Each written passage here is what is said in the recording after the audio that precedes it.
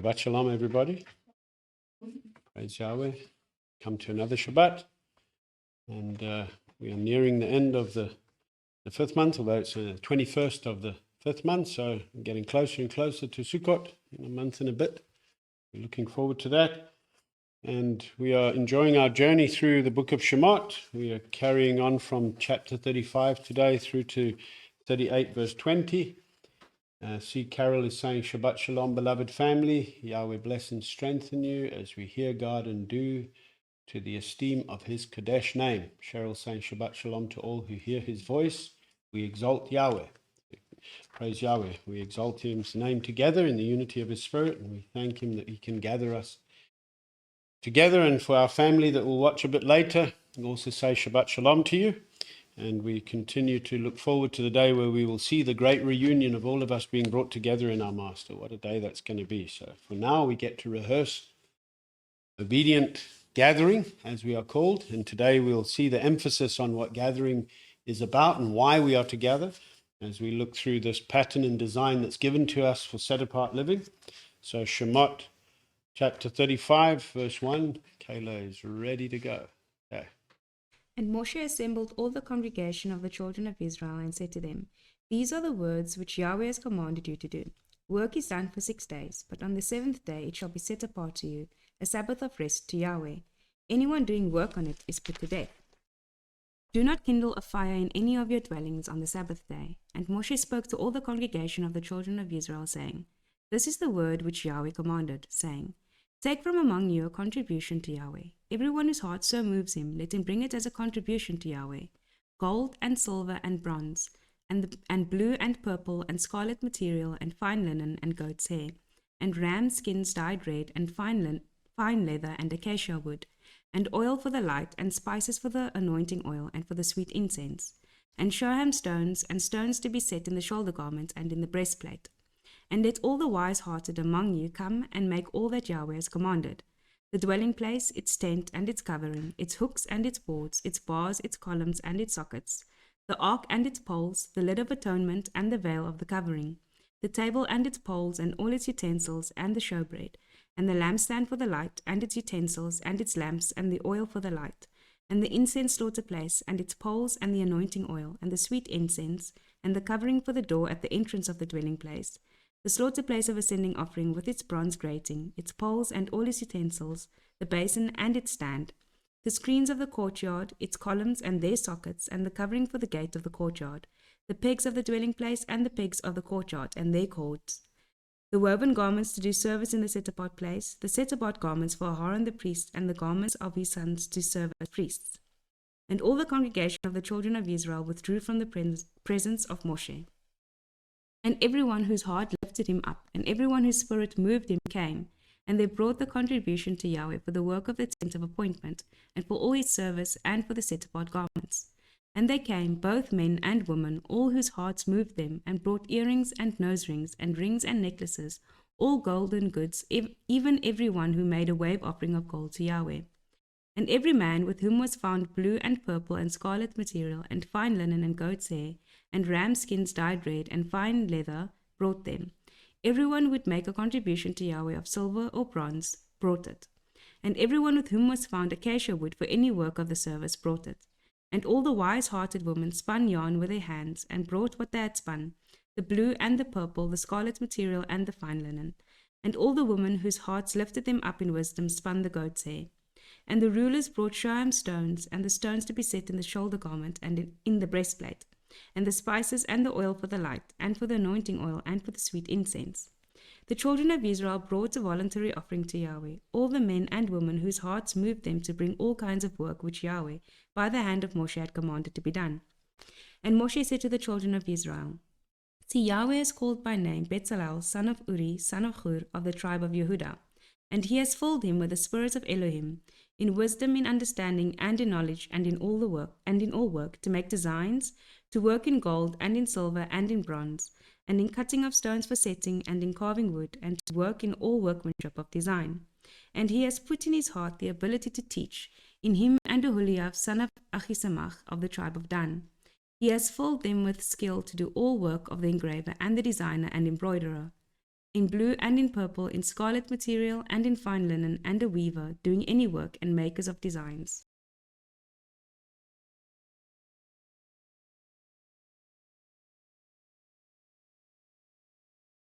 Okay, so this week's Torah portion is called Wayyaqhěl, which means "and he assembled," coming from the root word kahal, which means to gather as an assembly or a congregation.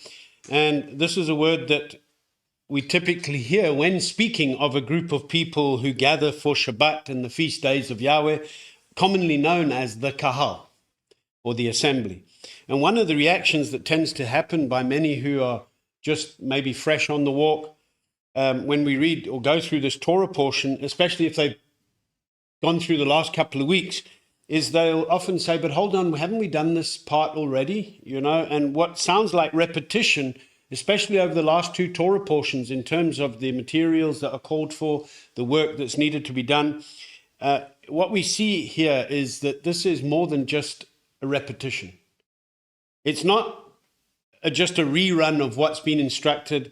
This is now the real deal, so to speak. I mean, it's all the real deal, even the instructions, that's important. But it's now about how drawing that's been given, or the pattern that's been given, is now becoming a reality.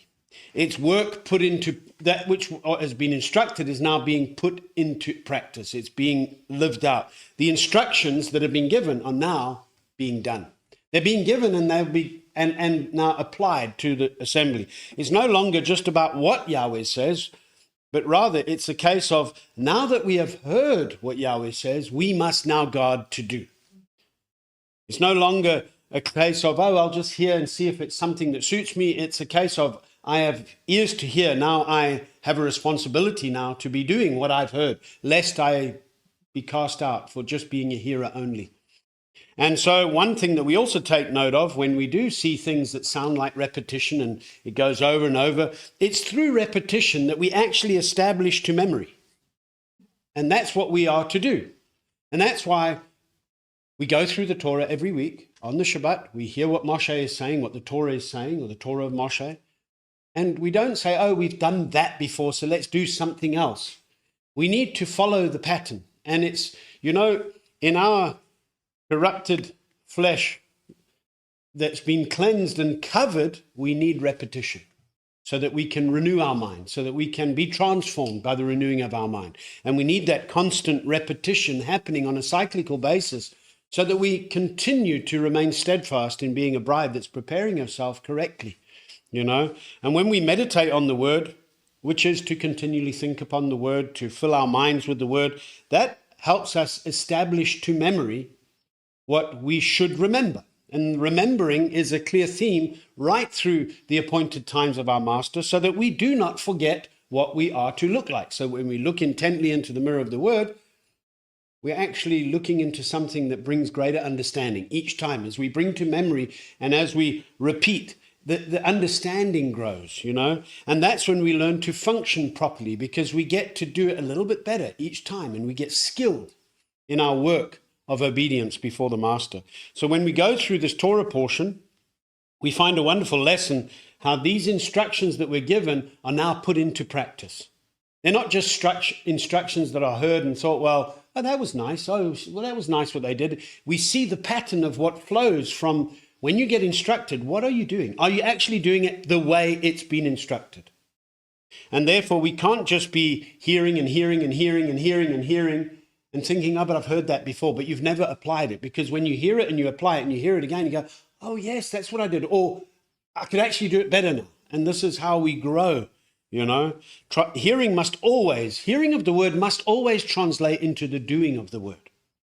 That's a working belief. It's not a dead one. It's not a demonic belief. Because even the demons believe that Yahweh is one, and they shudder and tremble, but they don't do what's required. And so as we start this Torah portion, which clearly declares that Moshe assembles the people, we've seen how last week, looking at when Moshe came to the people after having been with Yahweh and gave them instructions, that his face shone. And after he'd given the instructions and completed giving the instructions, he covered his face, and then he would then go and again into the tent of appointment, receive instructions, come and relate to them, and they'd see his face shining, and they were unable to look upon his face because it was like, wow, what's going on here, you know? After the instructions were given, that's why he would cover his face again. And we see that this is now people recognizing Moshe's authority. I mean, if they hadn't recognized it yet, there'd been a bit of rebellion along the way as to who's in charge and why can't we. We're still going to see a lot of that coming, because it's like, again, if you don't have repetition in a functional manner, not parrot, you know, you're not learning the Torah like a parrot style learning that you do at school just to get through the exam and never apply it. You learn, yes, in a sense, like a parrot style, but as long as you are actually living it out, that's when it becomes a reality, you know. And so Moshe calls all the people together. They now recognize his authority, especially as they saw his face shining. It's like, okay, we better listen now, especially when the tent had been taken outside the camp, because Yahweh couldn't have his presence amidst the people that were actually not being set apart. When Aharon had let them loose, now Moshe takes the tent outside, and now he calls them all together to once again go over the commands of Yahweh that's been given to them to do. And one of the things that we take note of, this is the purpose of our assembling together, is to once again, let's go over what Moshe said, what the prophets are warning about, what the renewed writings are reminding us of. Once again, we hear it. But are we people that are just hearing but not doing, or not perceiving? Or are we people that are actually hearing with intensity, paying attention, so that we go out and we make sure that we are exercising his commands with precision? And so the Greek word that's used in the Septuagint, the Greek translation of the Tanakh for assembled, is sunathroizo, which means to gather together or be gathered together, coming from the primary preposition sun, which means with or together, and it expresses an association with. So it's you are associated with others, and athroizo, which means to hoard or gather together. So it's those that you are associated with coming together. That's the kind of idea of assembling. I mean, it's simple, but I want to give you the Greek words to help you understand, and the Hebrew words. The Greek word that's used in the Septuagint for congregation, because when he assembled all the congregation, is synagogue, or some understand in the English synagogue. Okay, now synagogue, which comes obviously from the Hebrew word for synagogue, it comes from, again, the preposition sun, which is with or together or to be associated with, and ago, which means to lead, bring, or carry. So those that are... It's a Greek word, synagogue, yeah. It's the equivalent to the Hebrew word kahal. So the Greek word synagogue, you know, a lot of people hear synagogue, they think of the Jews, but it's actually a Greek word that's a place for gathering. Those that are associated together in unity. Okay, so you don't gather people that are not of the same mind, kind of thing. Okay, and another Greek equivalent for the word for gathering or assembling is, or the gathering of people, is the Greek word ecclesia. It's where we get the word Ecclesiastes from, which is the Greek or the English word for the Hebrew word kohelet, which Shlomo also wrote, which is the convener, the one who gathers. So the kohelet is the one who gathers the kahal, the one who calls for those that are in unity to come together. And so ecclesia, the Greek word, means assembly or congregation, coming from ek, which means from, out, or belonging to, and kaleo, which means to call or to be called out, to be summoned or to be invited. So what we see from the idea between the Hebrew kahal and the Greek words synagogue, ecclesia, sunathroizo, the assembling of the congregation, is that we are a called out, invited, summons people, because the call has gone out, the invitation's gone out, but who actually has ears to hear? Are people making excuses like the parable of the wedding banquet? Oh no, have me excused, have me excused, have me excused. We are a people that have been summoned by his name, by him who's called us out of darkness into his marvelous light. He's given us a pattern to follow. So when speaking of kahal or ecclesia, in a scriptural context, it's speaking of the body or bride of Messiah, that he came to cleanse for himself as a people that would assemble or gather to him on his appointments that he's clearly commanded when his bride should be together. A called out, chosen people, a bride of Messiah, Israel, the ones who will rule and reign with him. We've been grafted into a covenant, becoming a people that we once were not, but now are in the blood of Messiah, and therefore we have the required responsibility not to neglect the gathering of the set-apart ones, as is the habit of some, a bad habit at that, I can tell you.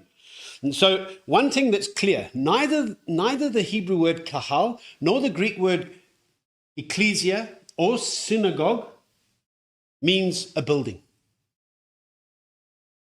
It's a reference to people coming together in obedience to the Master's invitation or call or summons to be gathered. As Moshe called, he commanded, he summonsed everybody to come. And that's what the Torah does on the Shabbat and the feasts of Yahweh. The purpose for me sharing this is to emphasize what's actually being called for in Scripture in regards to the necessary obedience that's required of a called out bride to be gathering or assembling as a group or body of believers on the appointed times, which includes every week, the Sabbath, where we come together, and how we are to be urgent in encouraging one another to not neglect it. Because we've got to keep each other's ears attentive to recognizing how important it is for us to gather together. Why? Because we need to understand the pattern and have the repetition of the pattern rehearsed in our thought process so that we go out and we live according to the pattern as a light to the nations of who our Master, the light of the world, is. Hebrews 10 or Ivrim 10 is where we see in verse 23 to 25, it says, "Let us hold fast the confession of our expectation without yielding. For he who promised is trustworthy. And let us be concerned for one another in order to stir up love and good works, not forsaking the assembling of ourselves together, as is the habit of some, but encouraging, and so much more as you see the day drawing near or coming near." So I've mentioned this, I think, through the year, a cyclical reading is probably one of the most a passage that I probably refer to the most, because I think today the idea of assembling is not fully grasped by most people. And when I say the idea of assembling, people say, yeah, we know Sabbath, but they don't understand, what does it mean to gather? What is that entailing? What is the actual pattern that's being given? Is everyone doing what's right in their own eyes and doing whatever they want, or are they following the prescribed pattern of our Master? And that's so important for us to follow.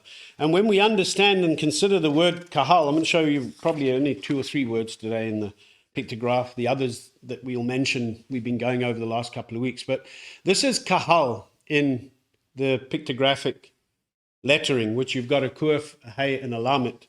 Now, the kuf is a picture of a horizon. It represents elements of time or cyclical patterns that go around, continual. So it also understands how the sun is gathered, and it goes around and it gathers, and to the one end to the other, in a sense. So it also represents our cyclical pattern of continually gathering.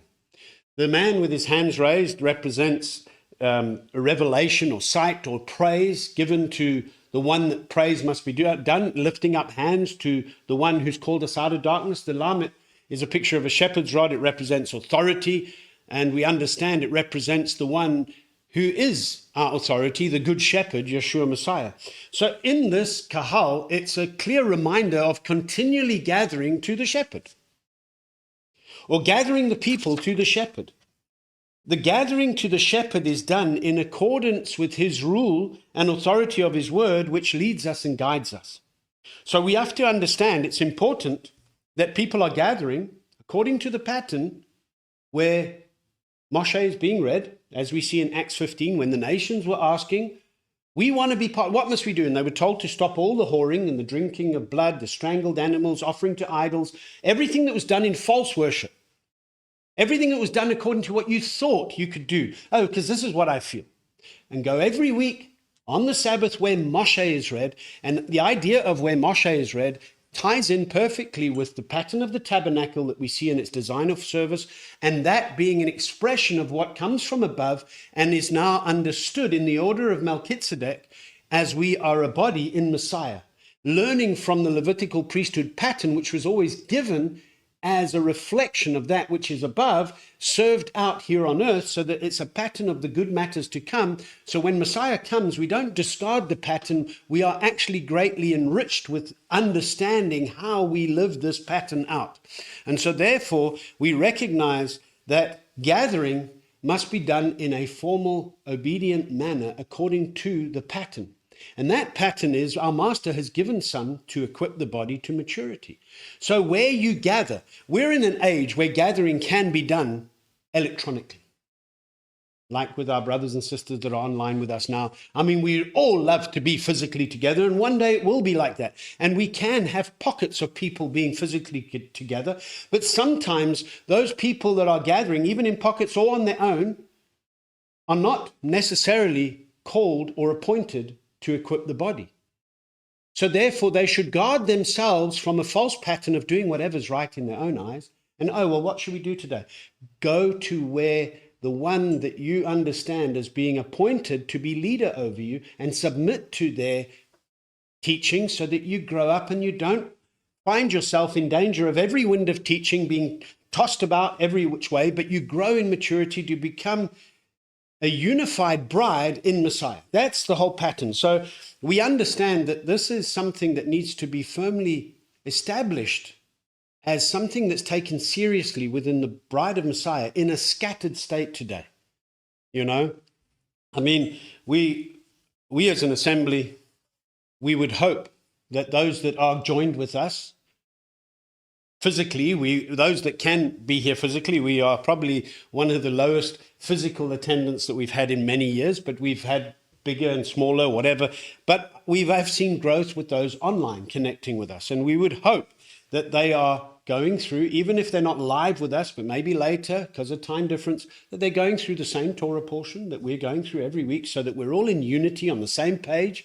We would hope that they're using the notes that we send out as a guide for further instructions, and can lead to other questions. That I know in the week there's a number of questions I get from a couple of people that are a bit later in timing, and it's wonderful to be able to share things with them, and we can see that this is how the Spirit builds us, even though we might not be physically together as one body. But it's amazing how the wheat around the world amidst the darnel can still submit to the order and the pattern according to his word, and be on the same page and not be off on different things, you know. And if it all comes down to where the Master calls each person to submit to, because his design isn't just for everyone to do what they want. His design is he has a body that has people that he's appointed over various numbers, and those people should submit to that. That's the idea of assembling and gathering together as commanded.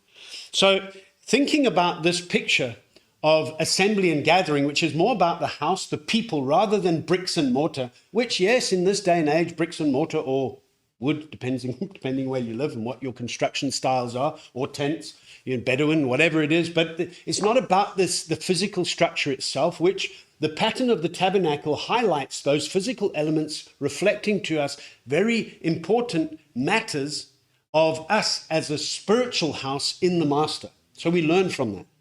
And we also learn going into Shlomo's temple, that we'll read a little bit about some of the provision that was brought as well. Is again, it went from materials of linen, etc., and wooden boards, to still some wood, but bricks and stone, or stone and mortar, not bricks, stone and mortar in the temple.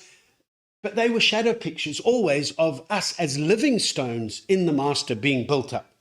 So it's about us as a bride walking in unity according to the pattern. So then let's realize then that the word ecclesia or synagogue or congregation is about people, and not just the bricks and mortar where people may gather together, because it's about where the people are assembling according to the word.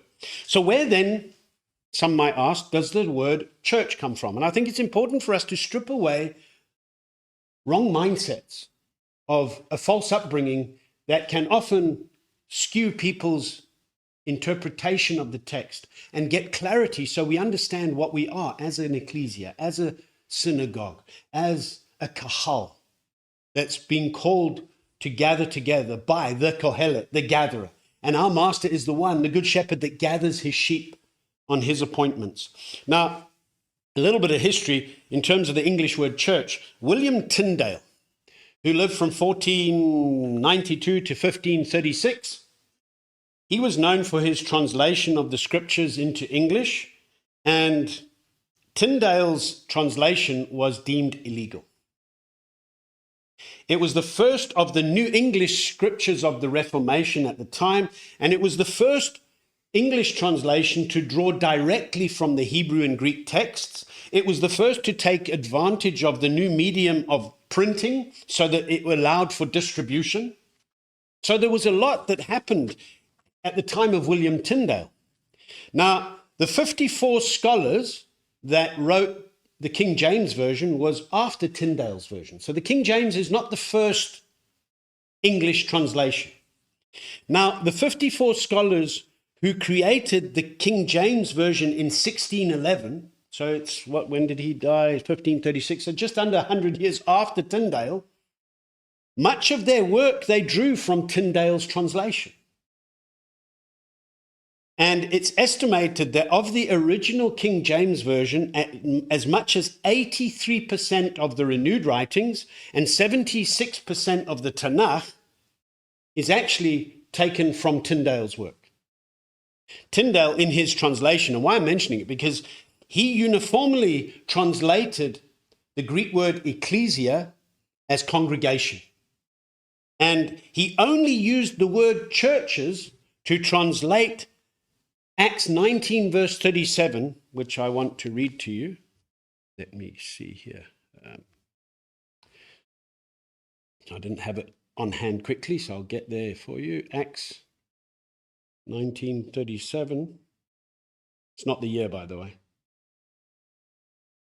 And it says here, "For you have brought these men here who are neither temple robbers nor speaking evil of your female mighty one." Now, in the King James, they have it as, "For you have brought hither these men which are neither robbers of churches nor yet blasphemers of your goddess." So Tyndale used church here, which the King James also used as church because they didn't take all of Tyndale's things. This is the only place that Tyndale, being the original English translation from the Hebrew and Greek texts, he used the English word church in reference to pagan worship places.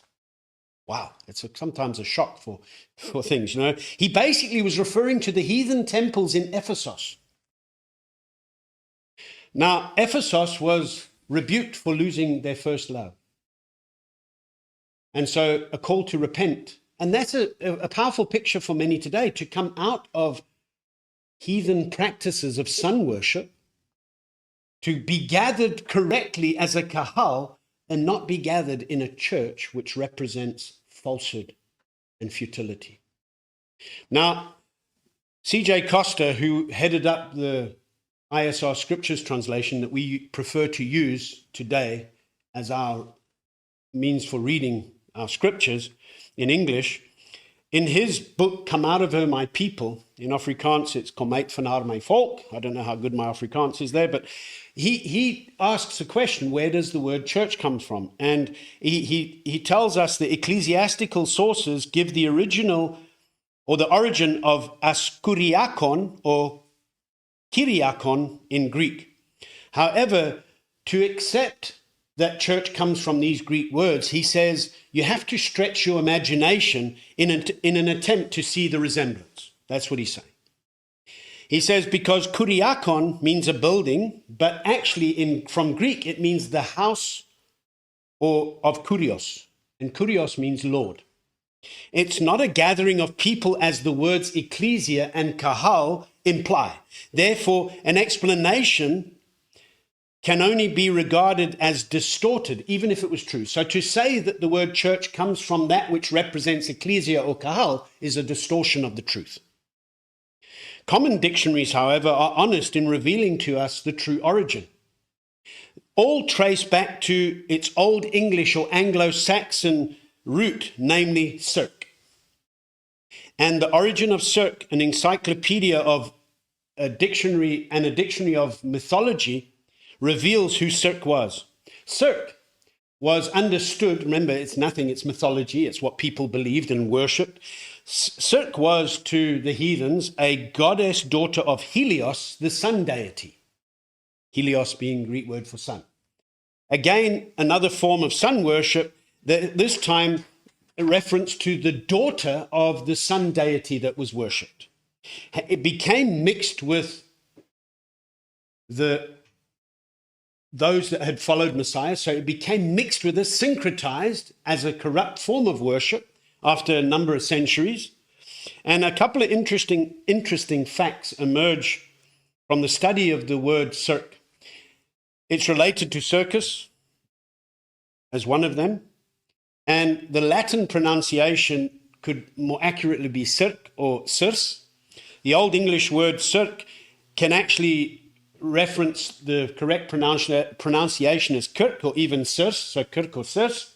And kirk or cirque was an original belief by the Greeks, being a goddess, and her name was written actually as kirk. Now, kirk is the common Scottish word that's used for church, kerk, and Afrikaans or the Netherlands actually refer to it as kerk. The German is Kirche.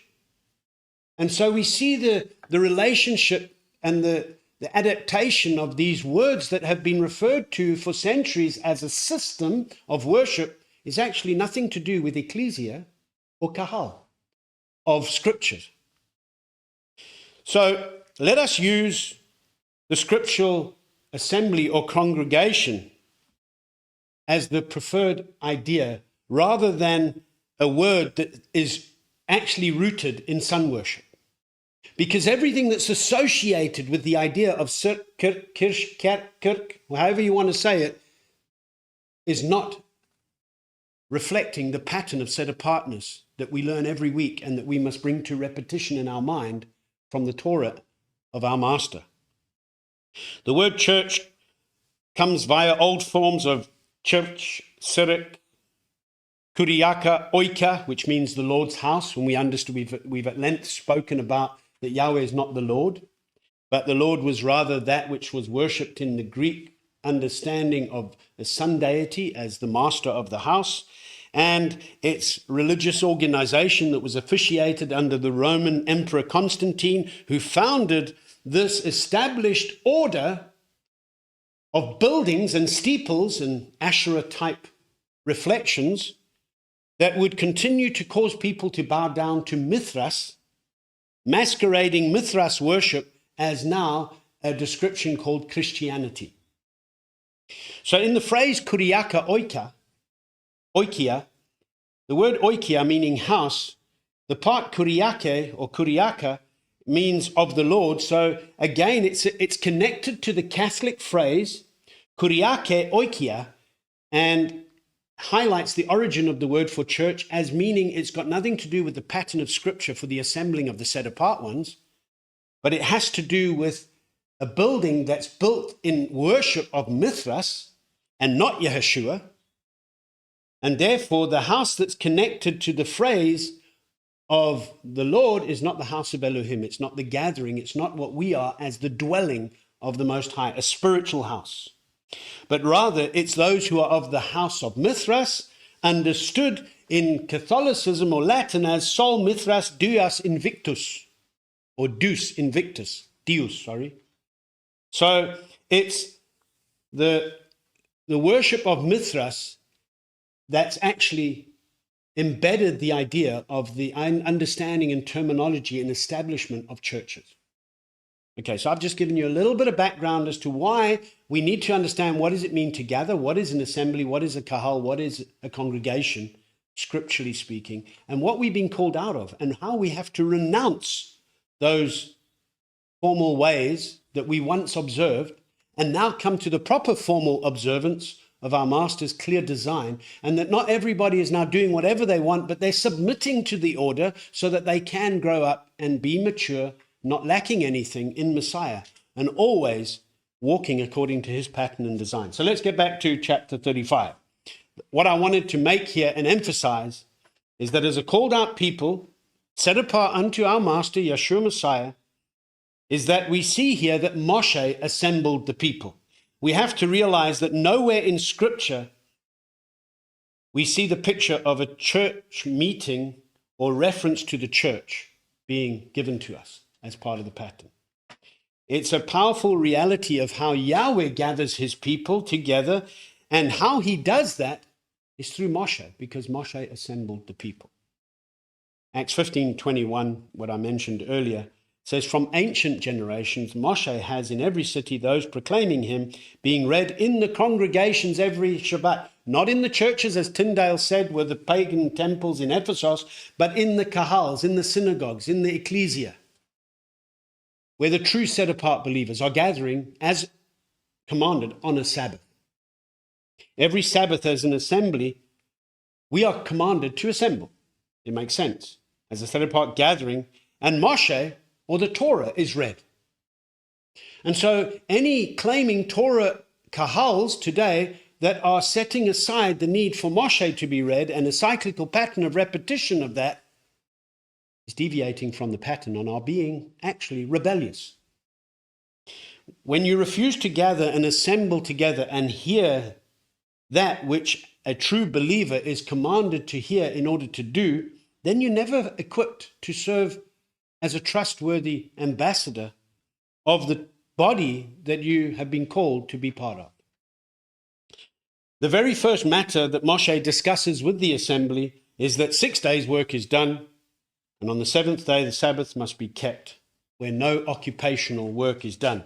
It's to bring a proper focus on the word and the unity. For this, when we gather together, we begin to learn how we, as a building, are being built up as living stones in the Master. Anyone who claims that anyone who claims to be building the kingdom of Elohim, yet doesn't remember to keep the Sabbath, is deceiving himself and those that he is proclaiming to. And as I said, this might sound repetitive. We've discussed the importance of Sabbath in our last Torah portion and the week before, and almost every week we highlight how important the Sabbath is for us. The emphasis here is the necessity of placing the Sabbath as the key to unlocking the ability to understand the commands of Elohim. It becomes our sign or our mark of worship. It's what sets us apart and our identity as a bride of Messiah.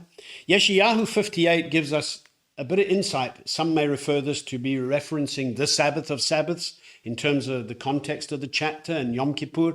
But Yom Kippur is the ultimate Sabbath that every Sabbath is causing us to be reminded of when our work will be complete and the rest that we enter into and the rehearsal that we go through. So Yeshayahu 58 verse 13 to 14 says, if you do turn back your foot from the Sabbath, from doing your pleasure on my set-apart day, and shall call the Sabbath a delight, the set-apart day of Yahweh esteemed, and shall esteem it, not doing your own ways, not finding your own pleasure, nor speaking your own words, then you shall delight yourself in Yahweh, and I shall cause you to ride on the heights of the earth and feed you with the inheritance of Yaakov your father, for the mouth of Yahweh has spoken. In other words, it's saying, if you now turn your foot back from the Sabbath, in other words, you stop doing what you did in the week, your occupational work and all your pleasures and everything else that you do in your spare time. You don't come on the Sabbath and say, I've worked so hard, now I'm going to go and have a nice round of golf. And no. You do that in the week, if that's what you can afford to do, and you do it. I'm just using a small example. But you call the Sabbath a delight and you esteem it. In other words, this day is more highly esteemed than any other day. But we need every other day to prepare us to come to this day where we are setting it apart and esteeming Yahweh and the day. And esteeming Yahweh and the day of the Sabbath means we give focus to the Sabbath. We don't just switch off and vegetate, so to speak, because we've been so hard worked and grinded to the bone in the rest of the week, etc. We don't find our own pleasures, nor speaking our own ways and our own words. In other words, we're here to focus on Yahweh together as a kahal, as an assembly. Now, the root word that's used in verse 2 of Shemoth 35 for work is melacha. It means occupation, work, business, or craftsmanship. It comes from the same word as malach, which means a messenger, an ambassador, or envoy.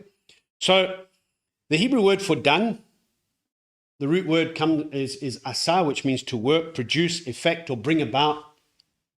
The book of Acts represents the works of the emissaries, the doings of obedience that the emissaries are recorded for us so that we can learn how we are to be a kahal that works righteousness correctly. But the emphasis here is the important idea or emphasis of the importance of Sabbath keeping is made clear that it comes with a devastating consequence to those who choose to neglect to guard the command regarding the Sabbath. Anyone found doing work on the Sabbath is put to death. We've been delivered from death to life, and therefore the Torah is not a worthless word, it's life to us.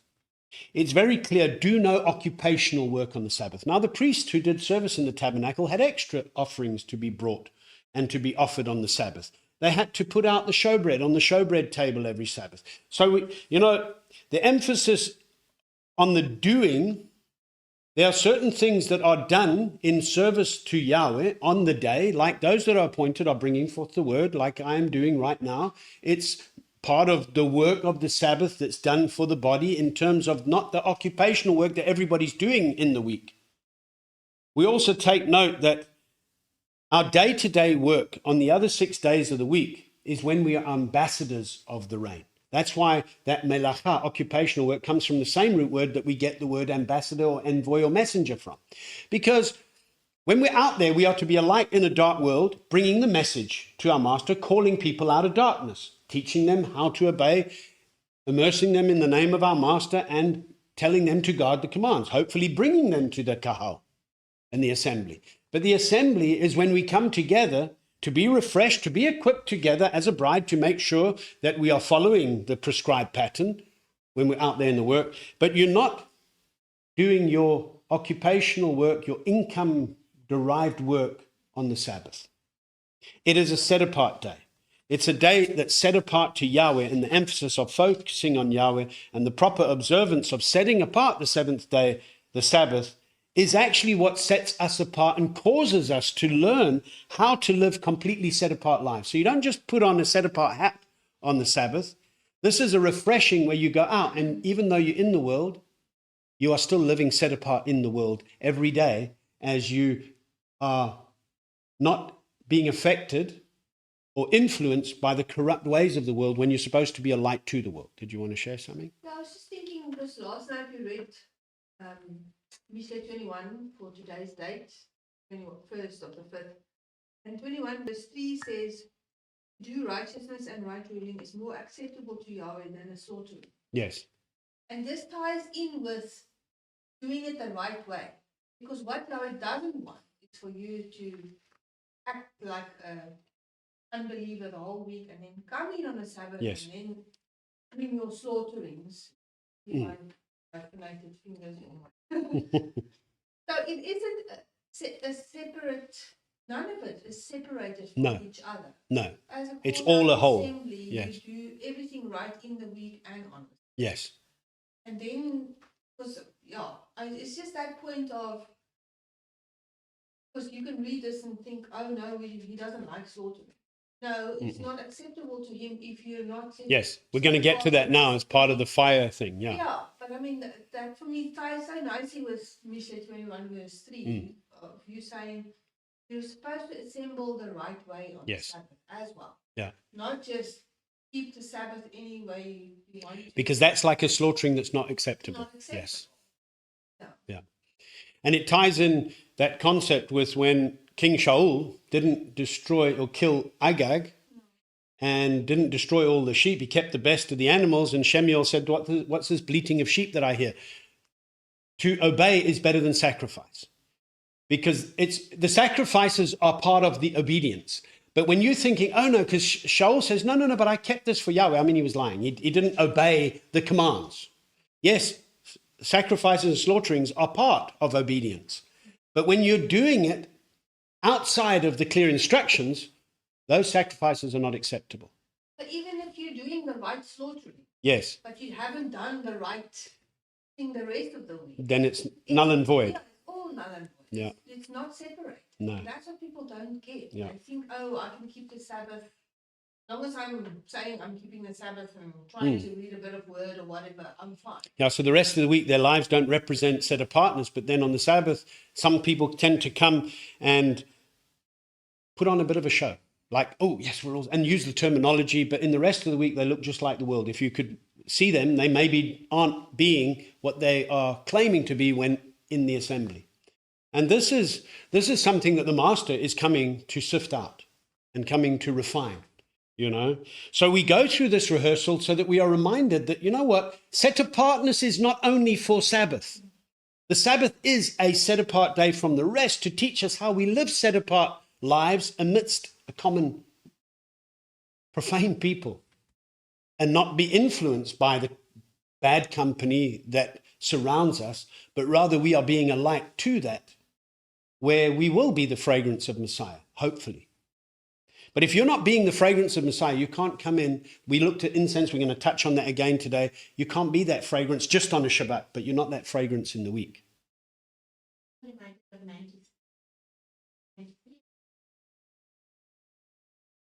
Yes. Set apartness befits your house forever. Yes, it's not just, oh, switch off, switch on. We always on, so to speak. You know. Now, Hebrews 4 verse 9 says there remains a Sabbath keeping for the people of Elohim, and the Greek word for Sabbath keeping is sabbatismos, which means a keeping of the Sabbath. I don't understand how people cannot get that, you know. And so we've placed emphasis a lot on the Sabbath, so I'm not going to go too much. We know it's part of the called out gatherings, etc. But one thing tying in with what Carolina is saying, what Jackie touched on as well here, is verse 3 when it says, do not kindle a fire on the Sabbath. Now, this was a literal command given in service of the tabernacle as they'd go through the wilderness and the temple that was built. And you have to remember, this is a command that was now being given in their preparation for this tabernacle that would be built so that Yahweh would be in the midst of his people. And not outside the tent, but rather there would be a service that would facilitate him leading them correctly. Aharon started a fire. He had to have started a fire to make a golden calf. And it brought a whole lot of trouble. So we start tying in a couple of things here in what is this emphasis here. The emphasis on resting on the Sabbath is further stressed as an extremely important thing for us, because much of the work done on the tabernacle would require the use of fire. I mean, it's slaughterings morning and night, extra slaughterings and new moons, the Sabbath, the feast. So it required a lot of fire. Certainly, the bronze slaughter place is one that always had to have fire in order for it to be used, you know. And this continues to make clear that no regular work was to be done on the Sabbath, not even the building of the tabernacle. That everybody would be bringing, or the wise-hearted, they wouldn't continue building. You know, some people think, oh, but it's for Yahweh, so I need to do it. No. You stop the building, you come and you rest from your works that you are doing, and you come and you, as a kahal, you begin to hear, listen, get equipped, get refreshed. There were men who were assigned to gather wood, prepare wood. There were men that were assigned, part of the Levites, that would start the fires. They wouldn't necessarily be offering the offerings, because that was Aharon and his sons. But within the Levites, there were other duties, gathering the wood, taking the ashes out, lighting the fires. So we understand, but they too had to rest. But yet there still had to be a fire going. The Hebrew word for kindle, ba'ar, means to burn, consume, kindle, or destroy. And when mentioning that no fires are to be made in dwellings, the same thing applies when coming to the Shabbat. By the time that we get to Shabbat, our work of our week must be complete. Sabbath is not the time to start running around and preparing for Sabbath. It should have been done, and if you've been slacking in your preparation, then you go without. That's one of the lessons that you learn. Get your work done so that you can relax in the Master in what you already have. Now, that relax is a joy of coming to actually pay close attention to. It's like the plumb line gets refreshed. We meditate every day in the week, but when we come as a kahal, we begin to see the mirror more clearly and to see, wow, this is how we should be, you know. And when looking at Yaakov or James 3, we're reminded in verse 5 to 8, it says, the tongue is a little member, yet boasts greatly. See how a little fire kindles a forest. And the tongue is a fire, the world of unrighteousness. Among our members, the tongue is set, the one defiling the entire body. In other words, what you speak can defile you. And setting on fire the wheel of life. And it is set on fire by Gehenna. For every kind of beast and bird, of reptile and creature of the sea is tamed and has been tamed by mankind. But no man is able to tame the tongue. It's unruly, evil, filled with deadly poison. I mean, you know what? How do people read this? and oh, you know, I don't understand. I mean, he's highlighting something here. And he goes on and he talks about adulteresses and adulterers. You know, you make yourself an enemy of Elohim when you make yourself a friend of the world. And you bless with your tongue and then you curse man with it. And it shouldn't be so. That's what he's saying. You didn't even intend to. No, yeah. That tongue can strike very quickly, and we have to put a guard on our mouth. The Sabbath isn't a day where we come to debate over our own ideas and thoughts that are in no way related to the word, because we open up the danger of verbal battles becoming a problem of breaking the rest that we are to be entering into on a Shabbat. As I said, quoted from Yeshayahu 58, we're not speaking our own words. What we are highlighting here through this is that we do not, it's not that we don't speak. We don't come to Shabbat and nobody says a word. Okay, that's, well, if you have nothing encouraging to say, maybe it'd be best if you don't say any words. But we do not allow our discussions to go off on rabbit trails, so to speak, into matters. I actually like the term rabbit trail because rabbit isn't an animal you should eat. So your idea of the unclean trail, you shouldn't be going off on things that are now regarding what your weekly activities that can lead to strife and contention. Does that mean we can't share how we've been in the week? No, we can share how our life has been and everything else. What I am saying, it's not a time to be discussing business plans and to be having strategies for growth. It's not a time to be speaking negative words and accusative words. Is that right? Accusative. There we go. I mean, we should never really be speaking negative words anyway. So this isn't a license to in the 6 days of the week you can be as negative as you want. No. I mean, but there are times where, we might get angry, but we've got to, as James Yaakov teaches us, be slow to speak, quick to listen, because often Shlomo gives us wonderful parables about how we must, if we've said something, we must be quick to make right. If we've said something and made an agreement and we've done it in error, etc., make right as quick as you can, The Sabbath is a set-apart day unto Yahweh. And as a bride of Yahweh, it's a set-apart day for us, unto him. Focusing our thoughts, our actions, our attentions purely upon him together as a bride. Not getting distracted into thinking of what we're going to do tomorrow. How are we going to fix that problem that I couldn't fix before Shabbat? And so your mind's so focused on that, you don't even know what we just read and what was told and what was instructed. This is what we are to guard against.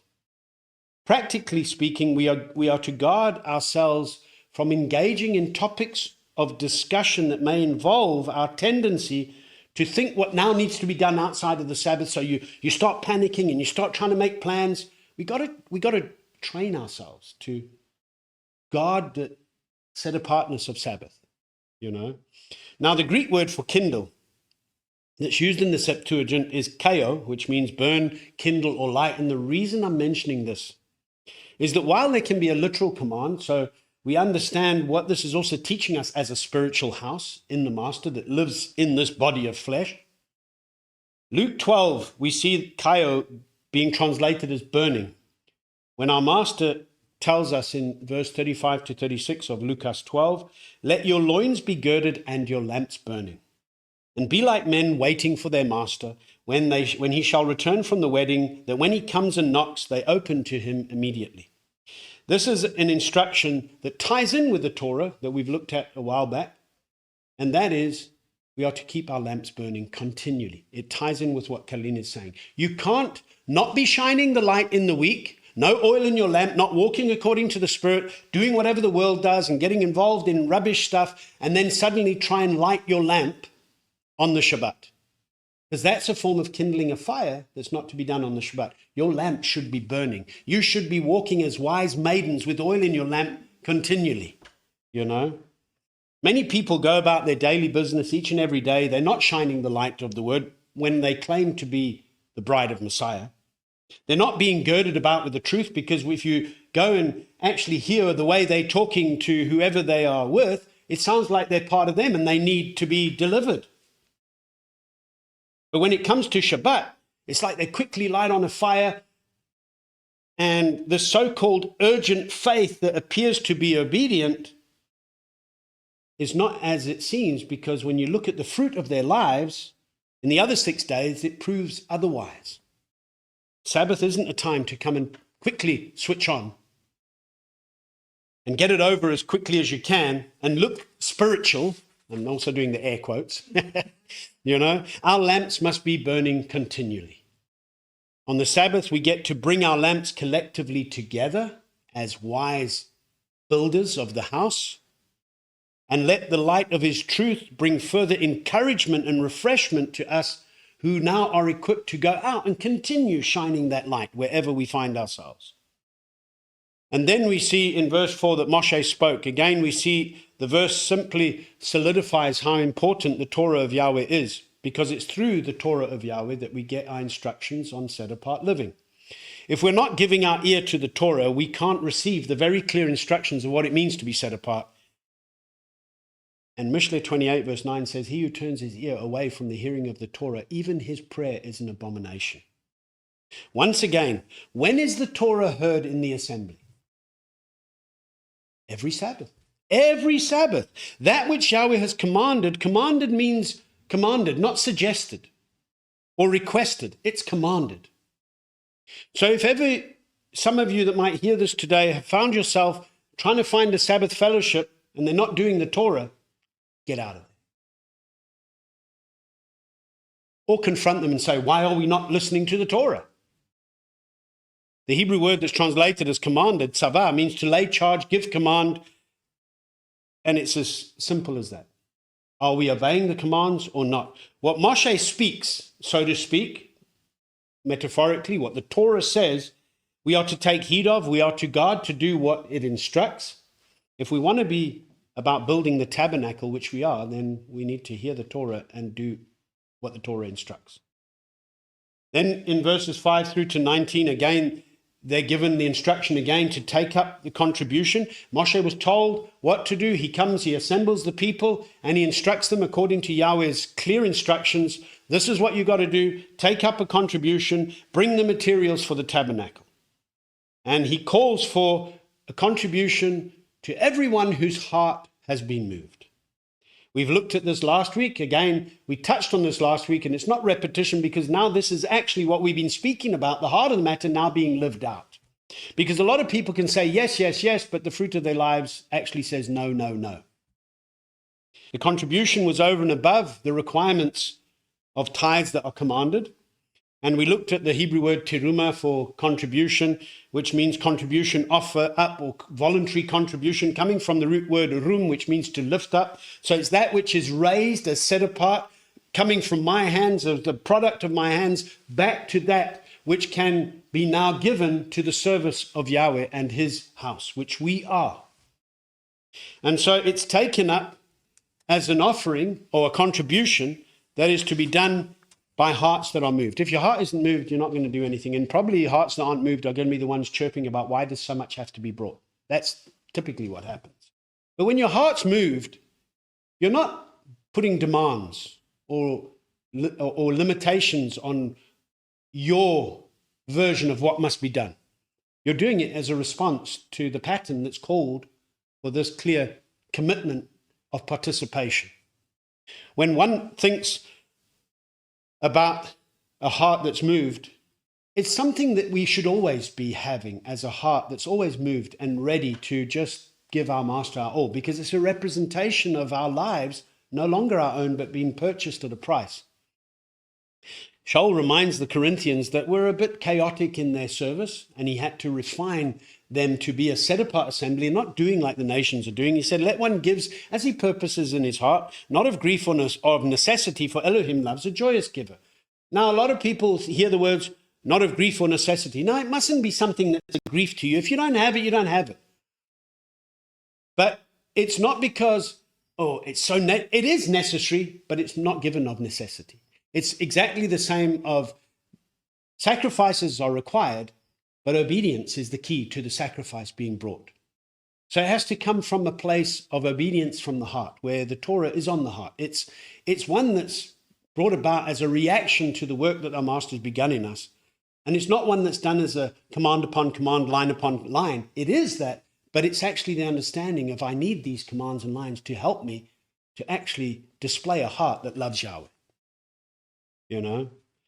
What we understand is, as I said, it was above, and what tends to happen is that a lot of people put emphasis on, it's almost like, I'm trying to do the picture, they give the hand, but it's like they're wanting to, I must tell you what you must do, you know, where the Torah is given a pattern of what one brings and what is required of each person over and above. And now, when it says whose hearts were moved, the ultimate invitation is that everyone should actually be moved. But it shows us at this point in time, like Yahweh saw after the flood, that it was in man's heart to do evil continually. And we see through the pattern of a called out people that still rebelled along the way and didn't enter in because of their rebellion and disobedience. So there will always be people that are not going to be moved. They're going to be hard-hearted, stubborn-hearted, or they have what I would refer to as a conditional heart. You know, maybe the Israelites, when you think about it, they were enslaved for 400 years, harsh labor. And when they think of all the booty that they had done, I mean, a lot of it they gave to a golden calf that was made. So, you know, they'd plundered from Mitzrayim, and this call to bring a contribution from what they had was a test of hearts. Most people today might have the mindset that why should they give what they've just received? It's mine, I got it. Why should I have to give it away now?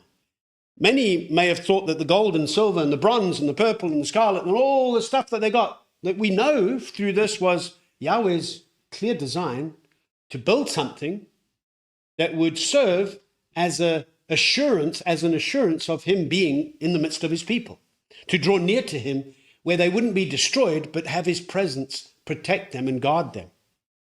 But they may have thought, hold on, this stuff that I've just received as plunder, because he told them to plunder the Mitzrites, it's too valuable just to give it away, and a lot of times hold on so tightly to what they've acquired, when realizing that the purpose that Yahweh's put those things in your hand might be beyond what you think it's necessary for. When Yahweh often causes a person to prosper, it might just be that that purpose is far bigger than the individual's needs. And it might carry a greater purpose for the body and the design of the body of Messiah. Yet, the heart of the matter is what's key. The heart must be always behind it. The right heart. You know, just as a statistic, in recent times, over the last few years, and I think the statistics stay similar over the last decade or so, on average, only 2% of those who claim to be believers give offerings to Yahweh. And of that 2% group, only a small portion of that 2% group give a tithe. Now think how that, you can go and search out these stats. It's actually kind of mind-blowing when there's many claiming to be the body, but looking at the stats, then you're seeing why in the days of Haggai, where the call to consider your ways is given, because the house of Yahweh lies in ruins while you've got all your paneled houses. And it's the same principle that was being called for here. It's a frightening thought, and it reveals that the heart of so many is not actually being moved for service unto Yahweh, because they have conditional hearts. And by that, I mean, if they do happen to be of the 2%, they want to still dictate what actually happens. And the problem with a conditional heart is that they never realize that what they're actually bringing is actually to Yahweh. And so when we look at the pattern and the mirror of the word, a heart that is conditional cannot build or be part of the building of the tabernacle or house of Elohim. And so we realize that this offering up of our lives is something that we must consider carefully, and the responsibility that we have to actually be about the master's business, building his way. And the materials that we were to be brought were for the pure function of having Yahweh be in their midst, dwelling in their midst, which is ultimately what everything points to in the renewal, where we will have no need of the sun and the moon, which determines the appointed times, because he'll be with us forever. So we have the Sabbaths to remind us, we have the feast to remind us that we are continually to be offering up our lives as a daily living offering and present our lives as that which is pleasing to our master and acceptable. But when we're striking a fire to light our lamps on a Shabbat, but the rest of the week we haven't, that's a kind of a product or the fruit of one's life that will be seen eventually of one that actually has a conditional or hardened heart and is not having a heart that's moved in obedience and love for Yahweh. So this is not a message on, oh, you've got to give or else. This is a call that says we are a body. There's a pattern in the body that requires our ability to make sure that the service in the body is never lacking for Yahweh's presence to be with us. So therefore, as Moshe was called for what was to be brought, the call is given, the command is given, this is what's needed. Now it's hearts that are moved will actually do it. Hearts that aren't moved won't do it. I mean, that's the simple thing. So the command must still be lived out, but it can only be lived out faithfully by hearts that are moved in love, obedience, belief, obedience in the master. And when we again run through the materials, the gold we recognize represents the purity and richness of Yahweh. It represents his supreme position and esteem as Elohim Most High. It represents, the pure gold represents his mighty like power that cannot be reproduced or reproduced by man. Silver, as we understand, is symbolic of redemption. Silver that was used as a monetary value or exchange. We also understand that it highlights the purchase price that we've been bought at by the blood of Messiah. And it also highlights how the word of Yahweh are clean words. It's like silver tried in the furnace of the earth 7 times. In other words, we can put our assurance in the word that was made flesh, that purchased our beings for a service unto him forever. And therefore, we can understand that we must realize that when the tabernacle stood on sockets of silver, we also realize that as we stand on the rock of our deliverance, we must take a firm stand in making sure that we are also allowing the word to refine us so that we can be brought about as that which represents a redemption that has been given and being worked out, a deliverance with fear and trembling. The L, his way is perfect, 2 Samuel 22 verse 31 says, the word of Yahweh is proven. He is a shield to all who take refuge in him. So we understand that his word is tried, it's proven, it's been refined. You won't find it looking at, through corruption of man-made teachings, people try to present the silver that's still got a bit of dross in it, so to speak. Then it's not acceptable. But the purity of the word of Yahweh and the redemption that it represents must be reflected in the brilliance. Now, when you take the gold and the silver together, you've got to think of the brilliance that these two materials in the tabernacle could reflect the light of our master and the brilliance, the purity that his word brings to us. And we've been bought at a price. The bronze that we see in the tabernacle, the bronze slaughter place, the pegs that were made of bronze, the bronze laver where the priest would take water from and wash their hands. We've understood it was made from the mirrors of bronze that was at the tent door. It highlights, bronze speaks of our master's judgment and punishment for sin. He's a just Elohim. We also understand that it highlights a clear work of redemption that our master brought, especially when we look at the pegs that were of bronze and the peg would go in the ground and a bit of it stick out. It pictures of us, for us, the redeeming work of our master who came to die for us, to go into the heart of the earth, be raised again and secure for us a dwelling place, which we are in him. The blue material, as we understand, represents the Torah and instructions of our master. The loops that were on the curtains were to be made on the edges of the curtains were to be blue loops, and then they were bound. So it highlights what brings us together in unity of our master is his commands. We also know blue, the Hebrew word for blue, techelet, is commanded to be in our tzitzit. And it's to remind us that we will not search after our own hearts or our own eyes, after which we once went whoring in falsehood, but that we will remember and do all the commands. We get that clear instruction in Bamidbar or Numbers 15. You know, when the woman who had the issue of blood touched the hem of the garment, it was a fulfillment of prophecy from Malachi that he would come with healing in his wings. And the fringes of his garment, she touched his tzitzits. It's a picture again of grabbing hold of the commands and doing them. That's what brings about healing. The woman had an issue of blood for 12 years. It's a parable life lesson for us on how Israel was bleeding and needed a healer. And here was the healer. And restoring a proper observance of his commands and the proper gathering that's required brings about a restoration of a bride that can serve her all and have hearts moved to give her husband her all.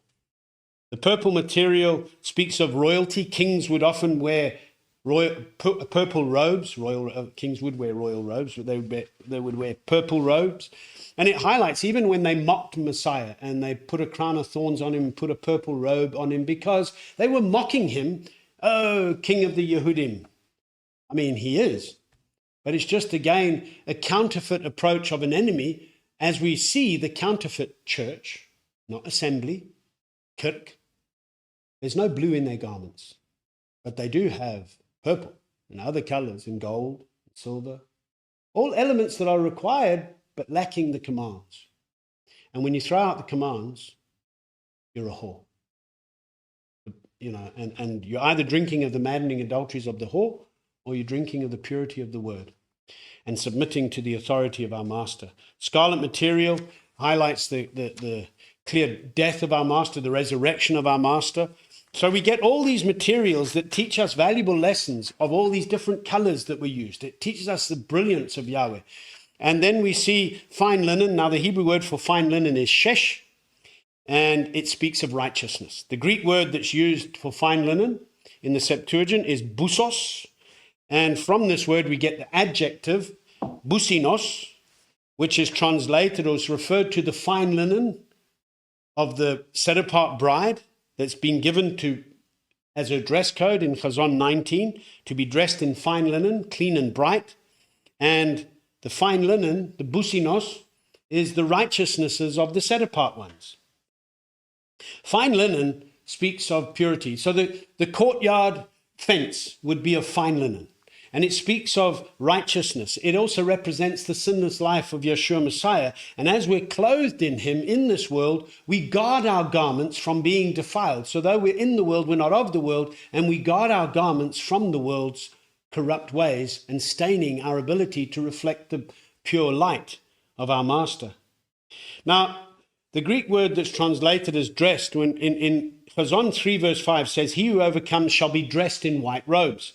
And I shall by no means blot out his name from the book of life, but I shall confess his name before my Father and before his messengers." Now that Greek word for dressed is peribalo, which means to put on, to wrap around, to throw around, to be clothed. And it's used and translated as dressed in Chazon 7 verse 9, when Yochanan saw a large crowd, a great crowd, which no one was able to count, out of all the nations of tribes and peoples and tongues, standing before the throne and before the Lamb, dressed in white robes and palm branches in their hands. This is the word that's used where it's been given to be dressed in fine linen. So, peribalo, to be dressed in busos, fine linen, or businos, that's what we've been called to. Now, what we take note of is in the parable that Shlomo gives in Mishle 31, which is a wonderful parable for the bride, the perfect set-apart bride. In verse 22 in Mishle 31, speaks of part of her characteristic is she shall make tapestry for herself. She is dressed in fine linen and purple. I'm emphasizing dress code here today for a good reason. The Hebrew word that's translated as dressed is levush. It means garment, clothing, apparel, raiment, or to put on, coming from lavash, which means to wear or to be clothed or to put on or to wear. Yeah. No more description needed there. Okay. So when we look at fine linen, shesh, and the Greek word that's used in the Septuagint, bousos, which we've already discussed, we can see how to put on the fine linen is a requirement. And this is something we must take serious, because lavash, in terms of the being dressed, is used in Scripture in reference to being clothed. Being clothed is a sign of rank or a mark of one's status or character. It also highlights a poetic figure likening abstract qualities to clothing. So we get the idea of what must our dress code be. And when we think of the garment that we are to put on, the levush, I just want to highlight here, when we are told many times by Shaul to put on Messiah, this is levush in the pictographic. So you've got a lamet, a bait, a vav, and a shin. The lamet we've looked at is a picture of a shepherd's rod. The bait is a picture of a tent floor plan, or rather the house which we are. The vav is a picture of a tent peg, to mean add or secure or hook. And the shin is two front teeth, represents chew or meditate. It can also represent that which comes forth from the mouth as the word. So when we look at levush in terms of a word that means garment or clothing or to put on or raiment, we can very clearly see that the authority of the house is secured in the word. Or the good shepherd of the house has secured his word. Therefore, we can put on Messiah, the good shepherd, knowing that this is the correct garment that we can walk in the complete security of who we are in Messiah. Then there's goat's hair. Goat's hair, we think of the goats, the two goats that are brought on Yom Kippur, one for Yahweh and one for Azazel. So we also understand a clear picture of how Yahweh removes our sin from us, but he's also paid the price for our sin. And we also see the ram skins dyed red, a picture of our Master's blood that was shed as a substitutionary sacrifice. For he who knew no sin became sin for us, so that in him we might have abundance of life. Then the fine leather that's put as the last covering over the dwelling place. The fine leather, tachash, was leather that wasn't something that is necessarily a wow factor, but it certainly brings the necessary covering. And it highlights again the picture of the covering that our Master brought. Now, under that covering, you see all these garments. It's a reflection of that. But when our Master was in the flesh, they didn't understand who he was. He wasn't something to be looked at and say, wow, look at this. It wasn't what they were expecting. I mean, he wasn't coming like Moshe with a shining face that everybody like, wow, you know. Yeshayahu 53 verse 1 to 2 says, who has believed our report, and to whom was the arm of Yahweh revealed? For he grew up before him as a tender plant and as a root out of dry ground. He has no form or splendor that we should look upon him, nor appearance that we should desire him. Because when he came in the flesh of man, mankind was sinful. He had to come. So he came as a root out of dry ground, because that ground wasn't being watered because of a lack of obedience. But he comes forth as a miracle, born of a maiden, in order to redeem us. But those who were expecting some spectacular sight of the revelation of Messiah did not look at him and see him as being the Messiah. But this is the covering that we have. We're not here to be seen as something spectacular, that we must be a wow show to people. Our works will be revealed in whether we are being set apart or not. And that's the brilliance that we can shine. It's not of our works, but it's of him. And even in our fleshly bodies, and the covering that we receive to have the fine linen, which is the righteousness of our Master, the covering that he gives us is that we're going to be out there and we're going to look like most of the people in the world, but we're not like them. Because what might seem, if you put two people without saying a word or doing anything, they look the same because we're all made in Yahweh's image. But what we do and what we say will reflect how different we are and what's in our hearts. Because it's not about the outward show. Because remember, the religious Pharisees, they love to put on a show and look the part. And when we look at this covering, it's not about putting on a show. It's really what's in the heart. Everything in the design of the tabernacle comes to the heart of the matter. And then the tabernacle, the dwelling place which we are, the heart is the place that Yahweh is working on. And we've looked at the acacia wood, the oil, the pressed olive that was a requirement for all the children of Israel to be brought, the spices for the anointing oil we spoke of last week. We went in depth into the pictures that each of these spices represent, the fragrant gum remembrance. If I'll bring to remembrance for you just briefly, the fragrant gum highlights a picture of remembering who we are in Messiah.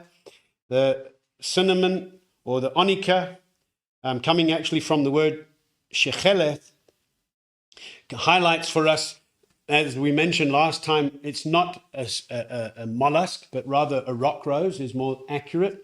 But it gives us this picture of rejoicing. The galbanum, chelbana, gives us a picture of having the proper reverence for Yahweh. And the frankincense gives us the ability to realize what we receive at deliverance as a gift from our master and what we must guard as the good deposit by living out set-apart lives. Now, for more on remembering, rejoicing, reverence, and receiving, you can look at last week's video, or you can look at last week's notes, or look at this week's notes and I've added it to the notes. I just thought I'm running through these elements that needed to be brought, not because I'm trying to just rush through them. I'm highlighting here that what the people, the assembly, was now being told by Moshe is not just, oh, this is nice to hear. This was now calling for hearts that are moved to respond to the clear instructions that are given. The shoham stones, we also, and all the stones for the breastplate that were brought, highlighting again as we as living stones being built up in Messiah as our high priest. And in verse 10, the call is for all the wise-hearted to come and build. So hearts that were moved, we need to bring everything. Then the wise-hearted, those that are already seeking Elohim. Because those that Yahweh put wisdom in their hearts are those that he already drawing near to him. Draw near to him and he will draw near to you. Seek first his reign, his kingdom and his righteousness, and all will be added. So you will always find those that Yahweh is using is because they're the ones that have been seeking him and seeking him the right way. That's key. And a lot of people have missed the ability to seek him the right way under a false church rather than a proper kahal, which is really what the mirror of the word must show us, the clear difference today between the set apart and the profane, the clean and the unclean. So wisdom carries a picture for us of exercising the word of Yahweh as designed. Not doing one's own ways. Wisdom that comes from above, not the wisdom of this world, which is folly to Yahweh. And so the opposite to being wise, as we know from the parable of the wise and foolish maidens, is to be a fool, which in Hebrew is the word kesil, which means to be a stupid fellow. I'm being very polite there. A dullard. And now a dullard is somebody that is a stupid and unimaginative person. That's what the description of a dullard is in the dictionary. Now, kesil comes from the verb kasal, which means to be or become stupid or to be foolish. So we see very clearly in the parables of Shlomo that he often, in the Proverbs of Shlomo, identifies the clear difference between wisdom and folly, or the wise and the foolish. While the wise increase in learning and delight in understanding the truth as they meditate on the truth, the fool couldn't care less about understanding anything. Mishle 18 verse 2 says, a fool does not delight in understanding, but in uncovering his own heart. In other words, you'll begin to see what's on the heart by the fruit of their lives, because they're not doing what's required, so they reveal that they're a fool, and there's no oil in them, despite what their lips might declare. Yahweh takes pleasure in those who fear him, in those who wait for his loving commitment. That's Tehillah 147 verse 11. And I'm mentioning that because we see what Yahweh takes pleasure in and what he does not take pleasure in. In Kohelet, hey, we're talking about the Kohel, the Kahal. Kohelet, Ecclesiastes 5 verse 4, it says, when you make a vow to Elohim, do not delay to pay it. Why? For he takes no pleasure in fools. Pay that which you have vowed. In other words, when you commit to something verbally unto Yahweh, do what you say. Because if you don't, you're a fool. And he doesn't take pleasure in fools. But he takes pleasure in those who fear him. Because those who fear him do what he commands. And in the days of Malachi, he says, if I am the Father, where is my esteem? If I am Elohim, where is my fear? Because everybody was coming to a table, but it was all just vomit and filth on the tables. They had defiled his table. Why? Because maybe they were lighting a fire on Shabbat, quickly putting on a show when, oh, we're supposed to gather, let's do this. But actually, they were whoring the rest of the week. So we look through the mirror of the word and we're learning so many lessons that if one doesn't listen to these Torah instructions, you will never fully understand the prophets that are calling people back to the pattern, and you'll never understand the renewed writings, which is a renewal of a reminder of the pattern that we've been called to and lived out correctly in the order of Melchizedek. Because the tent pegs matter, down to the tent pegs in the tabernacle. It all matters. Verse 18 gives reference to the tent peg, and I always like the great significance that a tent peg carries for us, scripturally speaking. We know as we draw near to Sukkot, we keep reminding each other every year, get your tent pegs ready, because if you don't have enough tent pegs, you may just not have a covering. You know, we've had a few years where poles have been broken, even though we had a lot of tent pegs. But anyway, we understand the clear picture. The Hebrew word for tent peg is yafed, and it means tent peg, a pin, or a peg, and it symbolizes that which secures and holds fast. And so we also understand it symbolizes a securing of the covenants of promise of the house that we have become part of in our master, who took the peg, so to speak. He took the nail in his hands, in his feet. Without the tent pegs, the tabernacle would blow away. And we see how the storms of life come, and if we're not firmly rooted on the rock of our deliverance, but we're on sand. How many of you have ever been to the beach and you try to put up a little beach tent? You know, you can have long pegs, but if that wind comes, that sand doesn't always hold those pegs correctly. So again, we understand the difference between rock and sand. Wise, foolish builders. In Ezra, we see a reference to a tent peg speaking of the remnant that's left. In the days of Ezra, when they returned from the captivity in Babylon and they're rebuilding the walls, and Ezra read the Torah, and the first time they heard the Torah and they were repenting, and they started rebuilding and had a renewal of the covenant. In Ezra 9, verse 7 to 8, it says, "Since the days of our fathers to this day, we have been very guilty. And for our crookedness, we, our sovereigns and our priests, have been given into the hand of the sovereigns of the lands, to the sword, to captivity, and to plunder, and to shame of faces, as it is this day. But now, for a short while, favor has been shown from Yahweh, our Elohim, to leave us a remnant to escape, and to give us a peg in his set-apart place, that our Elohim might enlighten our eyes and give us a little reviving in our bondage." A peg in his set-apart place. And what we're discovering more and more and more is that we too were found to be guilty of our crookedness, having fallen prey to the depravity of inherited lies and pagan traditions that have been presented as truth under the commands of men while the Torah of Elohim had been cast aside.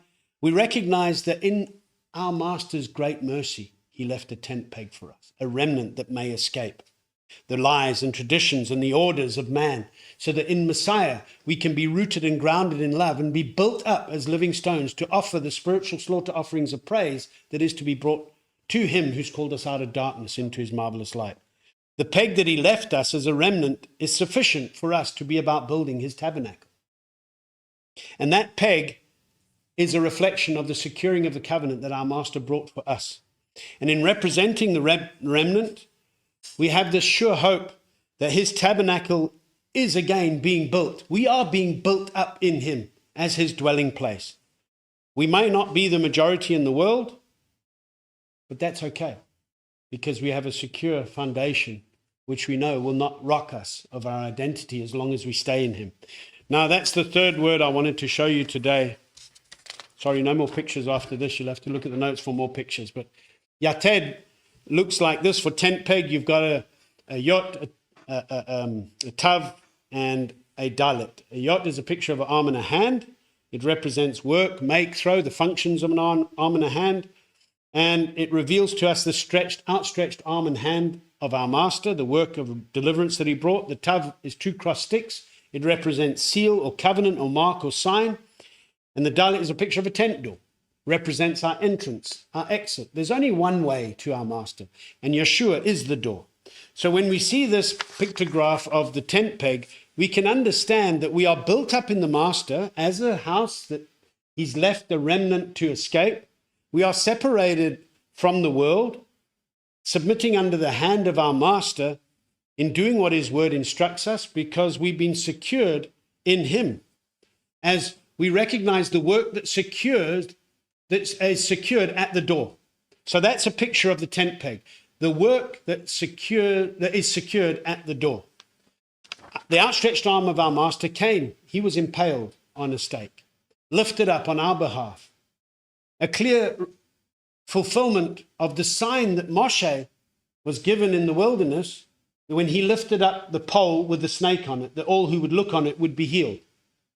And so too, our master had to be lifted up for our behalf, to give us a clear witness and the sign and a securing of a covenant that we can now come to the door and have access where once we were unable to. So he left us an escape. And that is in the work and redeeming work of our master and Elohim. So we see a powerful picture here of recognizing the work of the covenant is sealed at the door.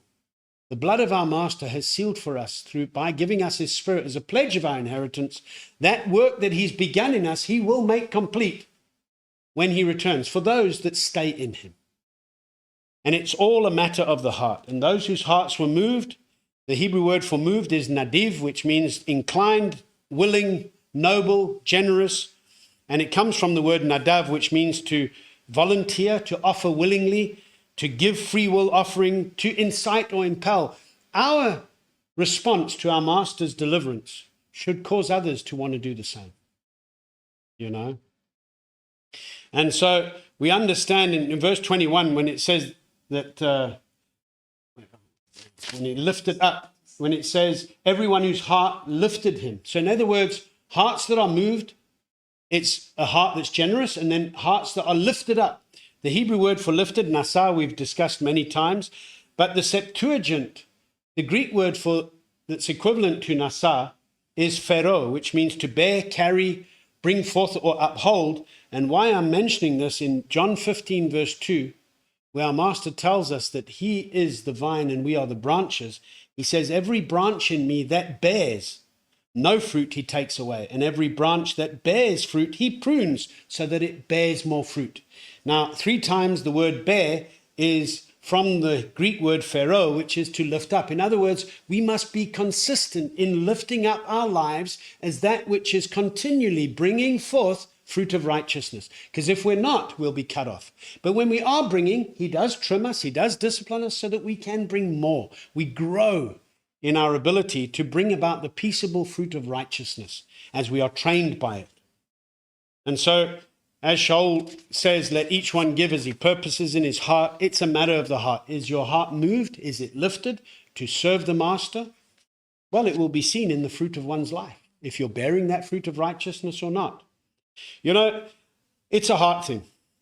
And the people brought all the earrings, they brought the nose rings, they brought the necklaces. In other words, everything that they had and taken as plunder and spoil from Mitzrayim, everything that had not been made into a golden calf was now brought willingly to be used in the proper design that would cause Yahweh's presence to not depart from their midst. We cannot now, much of what was supposed to be used for the tabernacle was sadly used in the building of a golden calf that was crushed and destroyed. We cannot bring to Yahweh what has been dedicated to a false form of worship or service. Now, it's important for us to understand. In other words, we can't bring, as a spiritual house offering up spiritual slaughter offerings of praise, we cannot bring worship to our master that comes from a corrupt house. So we cannot bring those Christian songs and try and change words or titles and present that as worship, because those songs were made for the purpose of worshiping in that house, which is not our house. So we learn to worship our master the way he wants to be worshipped in set apartness and truth in his house. So we can't take that which has already been dedicated to a false house and bring it into his house and deem it to be acceptable. It must be crushed and destroyed, so that that which he's put into your life can now be brought forth as a proper offering that's done willingly and done with a heart that's lifted up to serve. I hope that makes sense. So be on guard against bringing to Yahweh that which is not acceptable in his eyes. That's really the heart behind it. I just want to touch here on Gillian is saying, she said earlier before we got deep into the reading, she said, today an elderly lady told me that I shouldn't be reading the Bible every month, but just meditate on one verse a day. Well, if that's the limitation of her ability to meditate, then wow, she is really a babe in the word and needs a lot of milk. You know what we mentioned earlier, Gillian, if you're reading the scriptures every month, good on you. It's a good example, I've always said if a believer is not at least getting through the word once a year as a pattern of what they heard at Mount Sinai, and then they stayed there for a year, then you're never equipped for set apart living. So the more that you can read through it, the more equipped you can become. I mean, to limit one verse a day, there's no context, there's no ability to learn. You just, most people that only have one verse a day taken out of a wish box, if I can call it that, it's amazing how much more they meditate on worldly matters. Because if you're only doing one verse a day, what are the rest of the day you're spending your time on? So, yeah. Renee said, Pharaoh lift up as in kitisa. No, kitisa comes from the word nasa, which means to lift up, and it's similar to nasa, to lift up. But Pharaoh also is a word that's used in the, yes, it is similar to the Hebrew word kitasa, so you're right. Pharaoh is the Greek word. That's the Greek equivalent to the Hebrew word nasa, which is to lift up. And yes, we looked at last week's Torah portion, which is kitisa. This is what you're to lift up. This week, we're looking at the assembling of this congregation being brought together to be told what they are required to lift up. So thank you, Renee, for that clarity. I almost got confused myself there between Greek and Hebrew. Okay, so Pharaoh is the Greek word that's equivalent to nasa, which is to lift up. Because hearts were moved, nadiv, and then hearts were lifted up. That's the pattern that we get. So you hear the command, you get stirred, you get moved, you go and get what's needed, and you lift it up and present. That's the kind of idea. Okay, chapter 36. Who'd like to read? Jackie. Well, I guess we know the pattern now. Hey, Jackie's next. There we go. And Bezalel and Aholiab, and every wise-hearted man in whom Yahweh had given wisdom and understanding, to know how to do all the work for the service of the set-apart place, shall do according to all that Yahweh has commanded. And Moshe called Bezalel and Aholiab, and every wise-hearted man in whose heart Yahweh had given wisdom, everyone whose heart lifted him up, to come to do the work. And they received from Moshe all the contribution which the children of Israel had brought for the work of the service of making the set-apart place. But they still brought to him voluntary offerings every morning. So all the craftsmen who were doing all the work of the set-apart place came, each from the work he was doing, and they spoke to Moshe, saying, the people bring much more than enough for the service of the work which Yahweh commanded us to do. Then Moshe commanded, and they sent his word throughout the camp, saying, let neither man nor woman do any more work for the contribution of the set-apart place. And the people were withheld from bringing, for what they had was enough for all the work to be done, more than enough. Then all these wise-hearted ones among them who worked on the dwelling place made 10 curtains woven of fine linen and blue and purple and scarlet material. They made them with cherubim, the work of a skilled worksman. The length of each curtain was 28 cubits, and the width of each curtain 4 cubits, all the curtains having one measure. And he joined 5 curtains, one to another, and the other 5 curtains he joined one to another. And he made loops of blue on the edge of the end curtain of one set. The same he did on the edge of the end curtain of the other set. 50 loops he made on one curtain, and 50 loops he made on the edge of the end curtain of the second set. The loops held one curtain to another. And he made 50 hooks of gold and joined the curtains to each other with the hooks, and the dwelling place became one. And he made curtains of goat's hair for the tent over the dwelling place. He made 11 curtains. The length of each curtain was 30 cubits, and the width of each curtain 4 cubits, the 11 curtains having one measure. And he joined 5 curtains by themselves, and 6 curtains by themselves. And he made 50 loops on the edge of the end curtain of one set, and 50 loops he made on the edge of the curtain of the second set. And he made 50 bronze hooks to join the tent to be one. And he made a covering for the tent of ram skins dyed red, and a covering of fine leather above that. And for the dwelling place he made boards of acacia wood standing up. The length of each board was 10 cubits, and the width of each board 1.5 cubits. Each board had 2 tenons for binding one to another. So he did to all the boards of the dwelling place.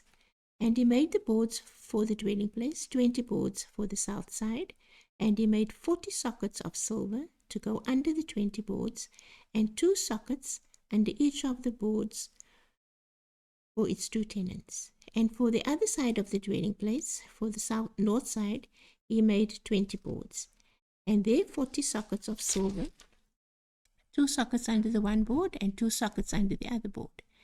And he made 6 boards for the west side of the dwelling place, and he made 2 boards for the 2 back corners of the dwelling place, and they were double beneath, and similarly they were complete to the top by 1 ring. So we did to both of them for the 2 corners. And there were 8 boards, and their silver sockets, 16 sockets, 2 sockets under each of the boards. And he made bars of acacia wood, 5 for the boards on one side of the dwelling place, and 5 bars for the boards on the other side of the dwelling place, and 5 bars for the boards of the dwelling place at the rear westward. And he made the middle bar to pass through the boards from one end to the other. And he overlaid the boards with gold, and their rings he made of gold, to be holders for the bars, and overlaid the bars with gold. And he made a veil of blue and purple and scarlet material, and fine worked linen. It was made with cherubim, the work of a skilled workman. And he made 4 columns of acacia wood for it, and overlaid them with gold, with their hooks of gold, and he cast 4 sockets of silver for them.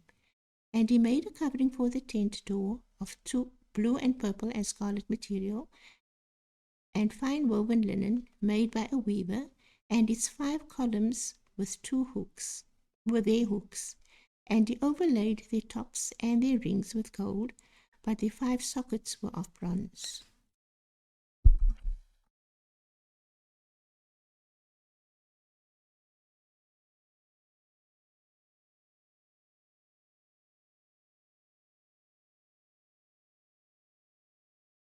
Okay, so in this chapter we actually now see the instructions that have been given being lived out.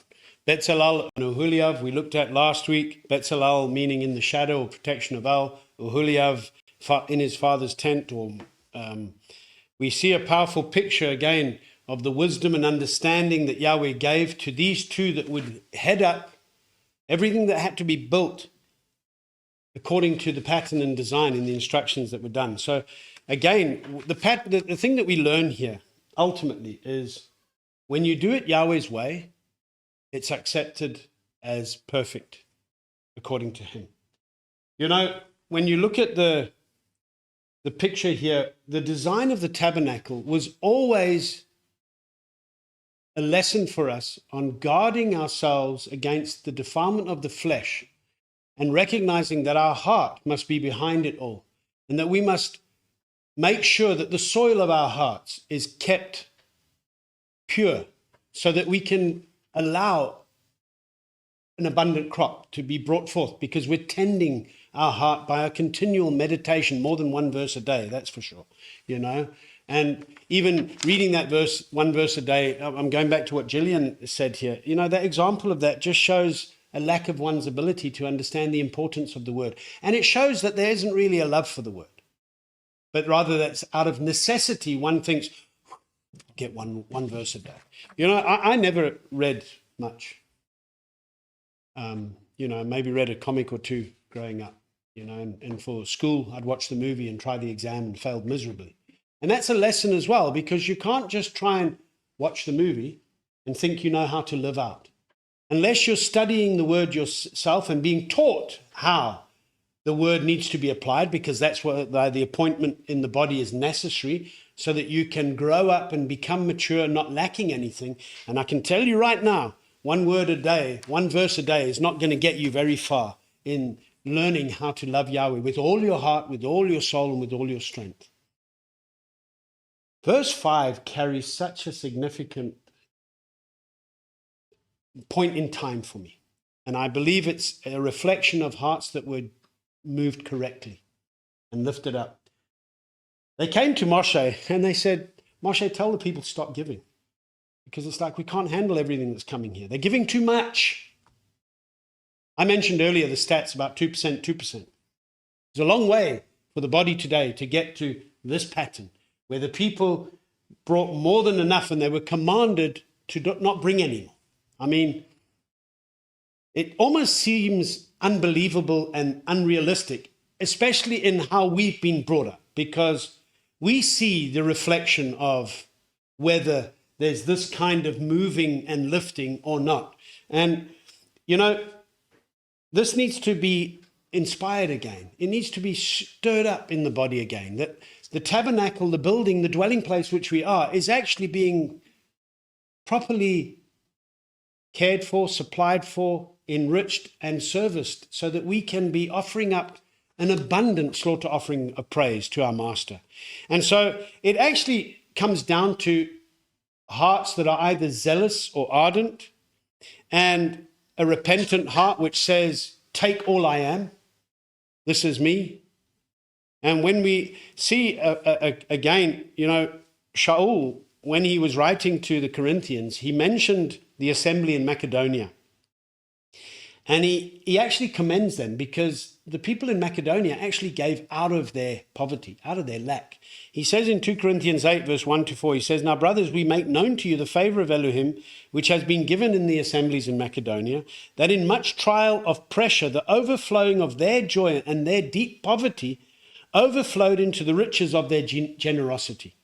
Because I bear witness that according to their ability and beyond their ability, they gave voluntarily, begging us with much urgency for the favor of taking part in this service to the set apart ones. And he's saying, guys, I want to tell you, you're all having your little squabbles here about everything else and what you should do and shouldn't do. Here's these guys that begged us to give even more than they're able to give to be part of the service. And I believe that was a reflection of the kind of hearts that we see in the days when Moshe called the assembly. You see, I believe it happens that when the assembly is being called in obedience, the way it should be, that's when this kind of heart begins to be nurtured. That there's a zeal, there's a thing that wants to be part of building together. And it translates into every day of the week as you go forward. And this is what needs to be fanned into flame as we see our Master drawing near. As I mentioned, it's about guarding against the flesh that restricts our ability to worship in spirit and truth. Our Master gives a parable in Lucas 14. It says, when who of you wishing to build a tower does not sit down first and count the cost, whether he has enough to complete it? Otherwise, when he's laid the foundation and he's unable to finish it, all who see it begin to mock him, saying, this man began to build and was unable to finish. Or what sovereign going to fight against another sovereign does not sit down first and take counsel whether he's able with 10,000 men to meet him who comes against him with 20,000? And if not, while the other is still far away, he sends a delegation and asks for conditions of peace. So then every one of you who does not give up all that he has is unable to be my taught one. It's a parable again of actually calculating what it really means to be in Messiah. And I think a lot of people get so caught up in the busyness of the world, they forget who they are in Messiah or who they're supposed to be in Messiah. And unless you're giving your all to Messiah as he gave us his all, he's saying you can't be a taught one. You can't actually be taught how to be part of his body. Israel gave so much that they were kind of forced to stop. And I'm sure that this disappointed some. Some of them might thought, well, why were they told, why did this heart come? Remember, they'd just seen 3,000 odd people of their brothers die because of rebellion. Golden calf worship, wrong worship. That it caused them to say, we don't want this wrong worship ever again. And I think this is what stirred them. And when they were told to stop, maybe some of them might be like, hey, but hold on, I don't want to, you don't tell me to stop, because what happens if I take what I have and I use it for wrong use? And that's where discipline needs to come in. Because yes, you may have overflowingly, but then still be disciplined to be good stewards of what that the master has entrusted you with. A great picture of more than enough is a picture when our master fed the 5,000, with 5 loaves and 2 fish. And when he fed the 5,000 men plus. So it was more than 5,000. It was 5,000 men plus their families, everything else. And when they took the baskets, there was 12 baskets filled. So there was more than enough, which highlights to us that we realize that our master has given us more than enough to serve him in spirit and truth. More than enough. He's given us all that we need for life and reverence. The question is reverence being lived out correctly? Is the dwelling place being built up the way it should be? Because we're all part of that dwelling place, and each part must do its work so that we are a body that's not lacking any good matter in the master. And so the dwelling place is described here with all the layers. You've got the fine linen, which represents righteousness. We've looked at that, the busos, businos, levush. You've got the blue material. We've looked at that, the purple material, the scarlet material. Then you've got the goat's hair and the ram skins dyed red. And then the covering, the fine leather as a protection. And when we look at all of these and how the dwelling place was to be put together, that 50 hooks of gold were to be made and the curtains would be joined to each other and it would become one, we see a powerful picture that's representative of the renewal of the covenant that we rehearse at Shavuot. When we count to 50, from the waving of the sheaf of the first 49 completed Sabbaths, and on the morrow after that, the 50th, we come to Shavuot, always be a first day of the week, as a reminder how the 50 also speaks of the release, the Yovel. And so the unity that we have of becoming one in the master is only understood by those who are counting the cost and counting correctly, so that we are built up in the true foundation of our master and his truth that sets us apart. Shaul writes in 1 Corinthians 3, no one is able to lay any other foundation except that which is laid, which is Yeshua Messiah. If anyone builds on this foundation with gold, silver, precious stones, wood, hay, straw, each one's work shall be revealed, for the day shall show it up, because it is revealed by fire. And the fire shall prove the work of each one, what sort it is. If anyone's work remains, which he has built on, he shall receive a reward. If anyone's work is burned, he shall suffer loss, but he himself shall be saved, but so as through fire. Do you not know that you are the dwelling place of Elohim, and that the spirit of Elohim dwells in you? If anyone destroys the dwelling place of Elohim, Elohim shall destroy him, for the dwelling place of Elohim is set apart, which we are. We don't want to go through the refining fire and just get by with nothing to show. So we need to learn from this, that we want to show the works of obedience that we are doing is not to get, everybody says, you don't do works to get saved. But the recipe is this. It's by favor that we have been saved or delivered. Now, the favor that we've been called into and the loving commitment that is extended to us is the ability to now work out our deliverance with fear and trembling, and to guard ourselves with works of righteousness so that we don't lose our deliverance. So yes, our works will determine the completion of our deliverance or not. And therefore, we want to be doing works that are worthy to be brought before the Master, where we say, look what we did with what you gave us, as a reflection of hearts that are moved and lifted up in complete service of set apartness to him, where he can say, well done, good and trustworthy servant. This is what you brought forth, have rulership over that. We don't want to risk being the one that's got nothing to show and it's taken away and we're cast outside. So that's, again, a parable lesson that Shaul is giving to us on the words of our master that highlights whose dwelling place we are. And when we're looking at this design and all its furnishings and all its coverings, it must remind us that we are a spiritual house being built up to offer slaughter offerings of praise to our master.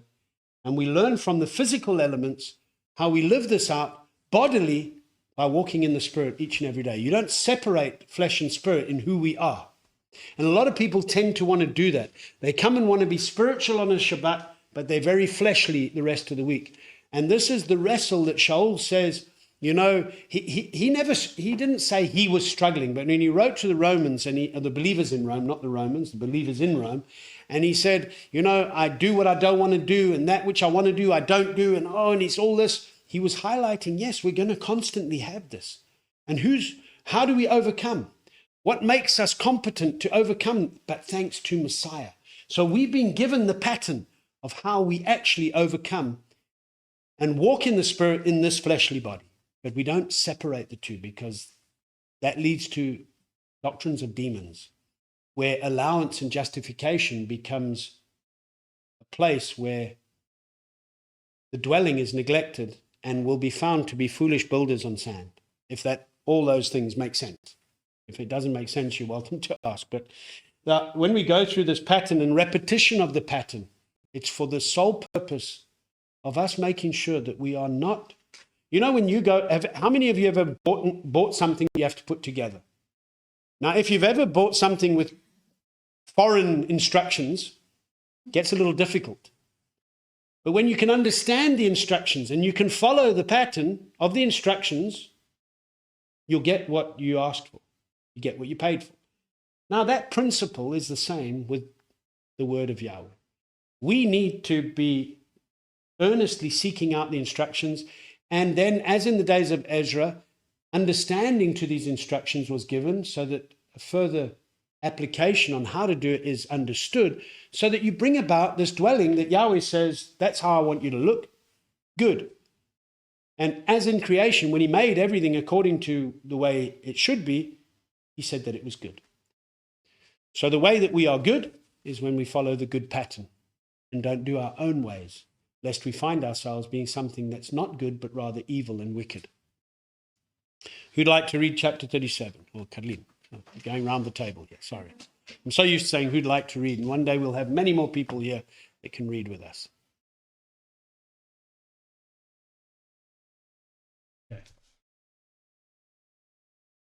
And Bezalel made the ark of acacia wood, 2.5 cubits long, and 1.5 cubits wide, and 1.5 cubits high. And he overlaid it with clean gold, inside and outside, and made a molding of gold all around it. And he cast 4 rings of gold for it, for its 4 feet, 2 rings on its one side, and 2 rings on its other side. And he made poles of acacia wood, and overlaid them with gold. And he put the poles into the rings at the sides of the ark, to lift the ark. And he made a lid of atonement of clean gold, 2.5 cubits long, and 1.5 cubits wide. And he made 2 cherubim of beaten gold. He made them from the 2 ends of the lid of atonement. 1 cherub at one end on this side, and the other cherub at the other end on that side. He made the cherubim from the lid of atonement from the 2 ends. And the cherubim spread out their wings above, and covered the lid of atonement with their wings, with their faces toward each other. The faces of the cherubim were turned toward the lid of atonement. And he made the table of acacia wood, 2 cubits long, and 1 cubit wide, and 1.5 cubits high. And he overlaid it with clean gold, and made a molding of gold all around it. And he made a rim of a handbreadth all around it, and made a molding of gold for the rim all around it. And he cast 4 rings of gold for it, and put the rings on the 4 corners that were at its 4 legs. The rings were next to the rim as holders for the poles to lift the table. And he made the poles of acacia wood to lift the table, and overlaid them with gold. And he made the utensils which were on the table, its dishes, and its cups, and its bowls, and its jars for pouring, of clean gold. And he made the lampstand of clean gold. He made the lampstand of beaten work. Its base and its shaft, its cups, its ornamental knobs, and its blossoms were from it. And 6 branches came out of its sides. 3 branches of the lampstand out of one side, and 3 branches of the lampstand out of the other side. There were 3 cups like almond flowers on one branch, with ornamental knob and blossom, and 3 cups like almond flowers on the other branch, a knob and a blossom, so for the 6 branches coming out of the lampstand. And on the lampstand were 4 cups like almond flowers, its knobs and blossoms, and a knob under the first 2 branches of the same, and a knob under the second 2 branches of the same, and a knob under the third 2 branches of the same, for the 6 branches coming out of it. Their knobs and their branches were of it. All of it was one beaten work of clean gold. And he made its 7 lamps, and its snuffers, and its trays of clean gold. He made it of a talent of clean gold, and all its utensils. And he made the incense slaughter place of acacia wood, a cubit long and a cubit wide, square, and 2 cubits high. Its horns were of it. And he overlaid it with clean gold, its top and its sides all around, and its horns. And he made a moulding for it of gold all around it. And he made 2 rings of gold for it under its moulding, at its 2 corners on both sides, as holders for the poles with which to lift it. And he made the poles of acacia wood and overlaid them with gold. And he made the set-apart anointing oil and the clean incense of sweet spices, according to the work of the perfumer.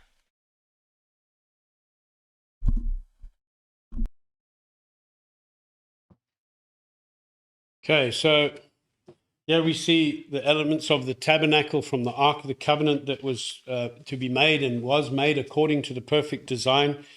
Again, we are looking, I keep saying last week we looked at these elements of what was to be instructed. We see this week the kahal being instructed and now actually doing the work. And everything that we look at, you can go and look back and you will see that it was done according to the way Yahweh commanded Moshe. Everything was done with precision. And it was done with skilled workmen. I like the wonderful pictures here, that the reference here was always done in exactly the way Yahweh had it instructed. It wasn't, oh, well, because they were in the wilderness, they didn't have the best factory, so, they winged it and, did a MacGyver move. No, they did it because Yahweh equipped them with the wisdom that he had put into the hearts of those. And the wisdom that he puts in our hearts is never to go off and do our own assumption. It's always to do his word. Hearts that are seeking him, he'll increase that wisdom so that you won't put a step out of place. And so we see wonderful pictures through the whole Ark of the Covenant representing, as I said last week, the heart of the tabernacle and working out from that, and how even in the Ark was the Aharon's rod, which represents the authority that was clearly declared before all, who is Yahweh's appointed. You've got the pot of manna that would be a picture of the witness of the bread that comes from above, which represents Messiah who came from above. He is the bread that came from heaven. He is the bread of life. We also see that we who partake in him, in the promise given in Chazon, is that the one who overcomes will be given of the hidden manna, which is again a picture of getting to us the life that's been revealed in Messiah and the fullness of that revelation. The 2 tablets of stone that Moshe had to make, but Yahweh still wrote on both, front and back, a clear witness that Yahweh is invested in the covenant that he's made with his people, and so too should we. And it's at the heart where he writes his commands, securing for us an identity as a people. The lid of atonement, or the mercy seat, is a picture again of that throne of favor that we are able to now access in our time of need through the blood of Messiah. So we've been given access to this throne by the wonderful work of our Master, the bread of life that causes us, as Shaul reminds us, that we, the body, are one bread because we're the body of Messiah. And this table of showbread, I don't know how many of you, every time you read these passages, you're reminded, we get the picture, okay, go in and you get showbread on the right, menorah on the left, golden slaughter place in front of you, and you get that kind of, but hold on. There was a whole lot of ladles and bowls and jars for pouring and everything else that had to be perfect for service unto Yahweh. And so again, it shows us that when we come together on a Shabbat, we are coming to the table of showbread, where the bread, which is his word, is brought fresh every Shabbat So yes, it's repetitive, but it's fresh, it's living. And it's necessary. Because the bread that they had to put out every Shabbat was the same kind of bread every week. It wasn't a different recipe. It was the way they would make bread every week. So we come every week to hear Moshe, but it's fresh every week and it's broken open for us.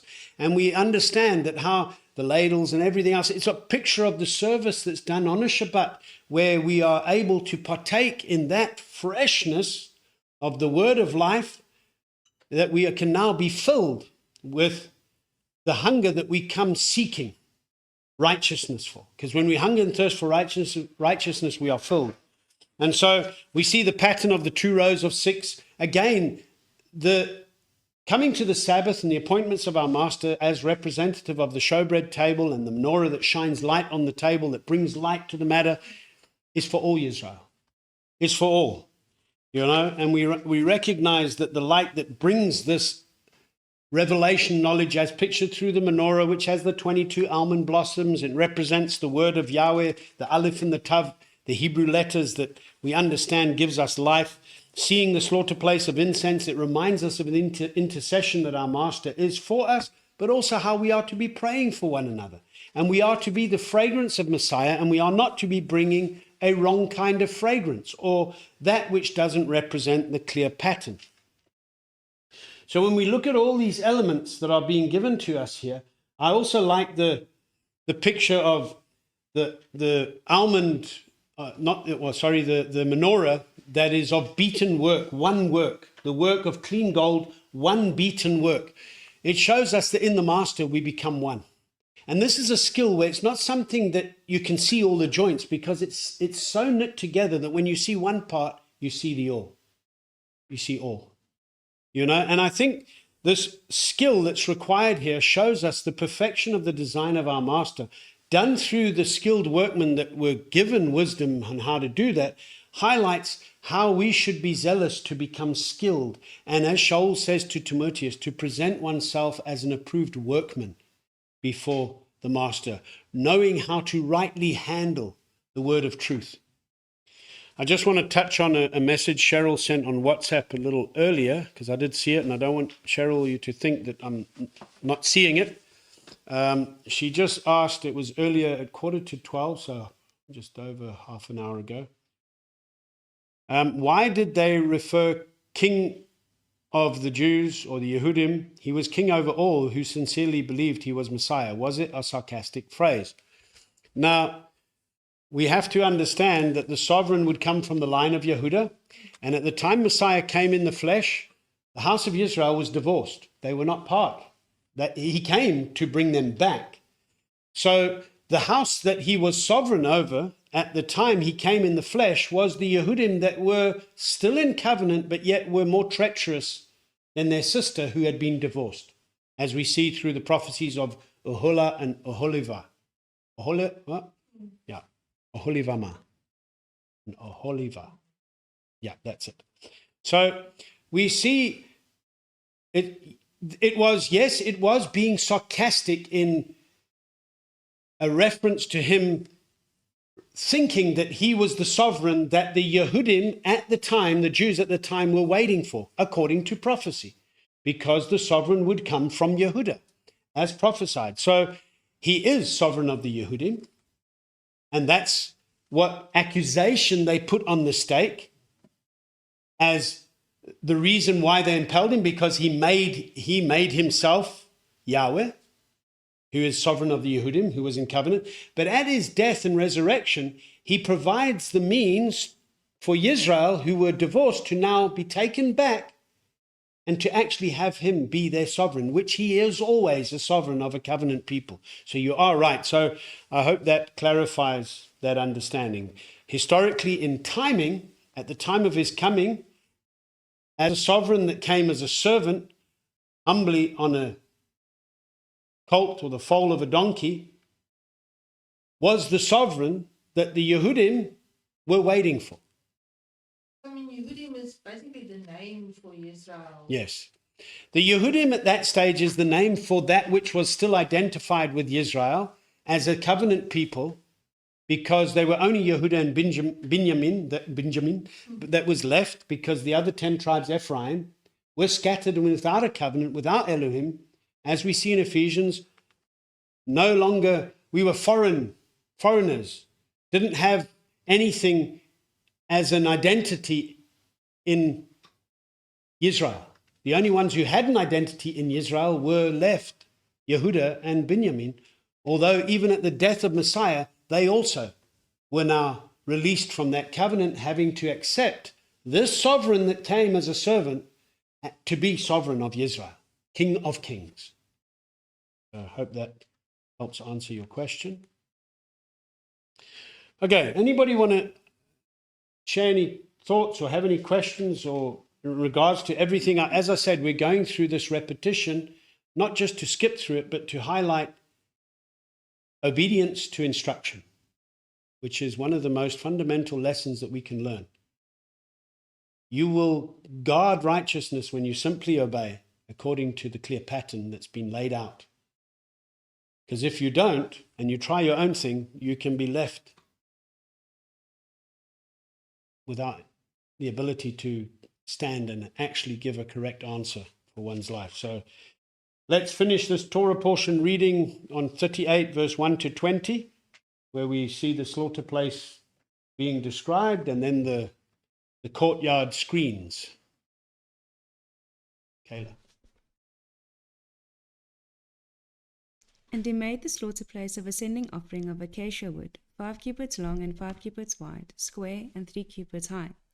And he made its horns on its 4 corners. The horns were of it, and he overlaid it with bronze. And he made all the utensils for the slaughter place, the pots and the shovels and the basins and the forks and the fire holders. He made all his utensils of bronze. And he made a grating for the slaughter place, a bronze network under its rim, midway from the bottom. And he cast 4 rings for the 4 corners of the bronze grating as holders for the poles. And he made the poles of acacia wood and overlaid them with bronze. And he put the poles into the rings on the sides of the slaughter place with which to lift it. And he made the slaughter place hollow with boards. And he made the basin of bronze and its stand of bronze from the bronze mirrors of the serving woman who did service at the door of the tent of appointment. And he made the courtyard. For the south side, the screens of the courtyard were of fine woven linen, 100 cubits long. Their 20 columns and their 20 sockets of bronze. The hooks of the columns and their bands were of silver.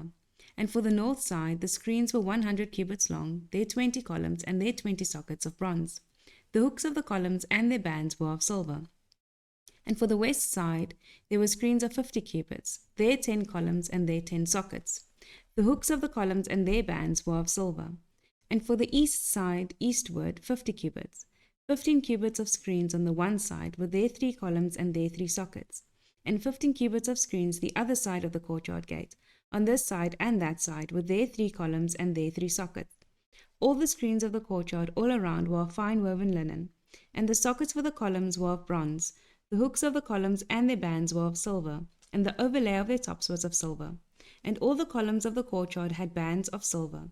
And the covering for the gate of the courtyard was the work of an embroiderer, of blue and purple and scarlet material, and of fine woven linen, and 20 cubits long. And the height along its width was 5 cubits, corresponding to the screens of the courtyard. And the columns were 4, and their sockets of bronze 4. Their hooks were of silver, and the overlay of their tops and their bands was of silver. And all the pegs of the dwelling place and of the courtyard all around were of bronze.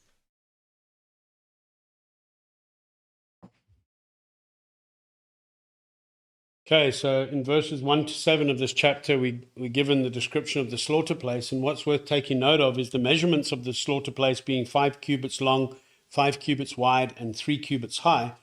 And when anyone does some good maths, they'll see that 5 by 5 by 3 equals 75. And 75 is a wonderful number that we see being threaded through Scripture to teach us a valuable lesson. In Acts 7, verse 15, when Stephanos was giving his witness before he got stoned to death, he was giving a history of the journey of Israel. And in verse 14, he says, Yosef sent and called his father Yaakov and his relatives to him, 75 people. Now we know in the description that there were 70 that came down. That excludes Joseph, who was already in Mitzrayim with his wife, his 2 children. That's 4 plus Yaakov. So in total, it is 75 people. So Stephanos' witness is not wrong, as some try to find discrepancies in Scripture.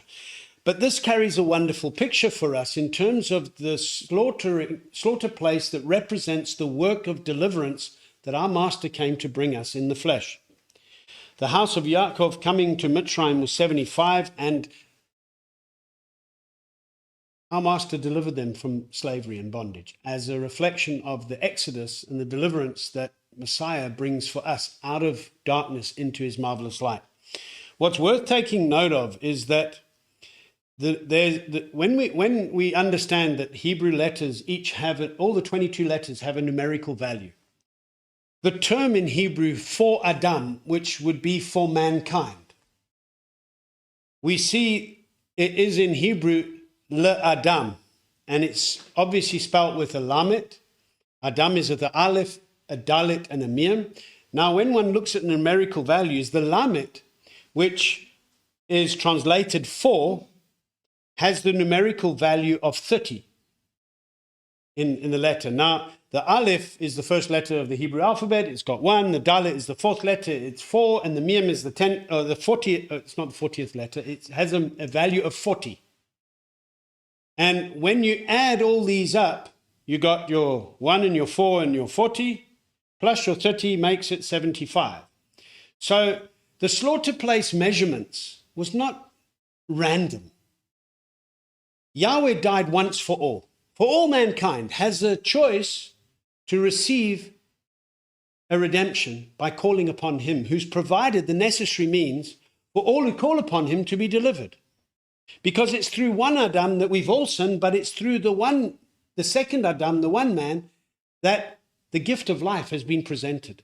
Because his one-time offering satisfies the necessary sacrifices that all the slaughterings in the tabernacle and its service would point toward as the coming good matters for anyone who can come to the Master boldly, repent, be washed through a washing that he gives us in immersion, and therefore be equipped to become one who can lay down their life every day and present their bodies a living offering, their reasonable worship before the Master. So when we understand this wonderful picture that's given to us in the slaughter place and the work of the slaughter place, and it obviously being of bronze, because bronze can handle a very high heat. That's the one practical purpose of it. But it also reminds us of the laver that's also made of bronze, where we understand the mirror of the word, the reflection, the revelation of the work of Messiah. And therefore we understand the powerful picture that without the bronze slaughter place, there can be no proper work on the golden slaughter place.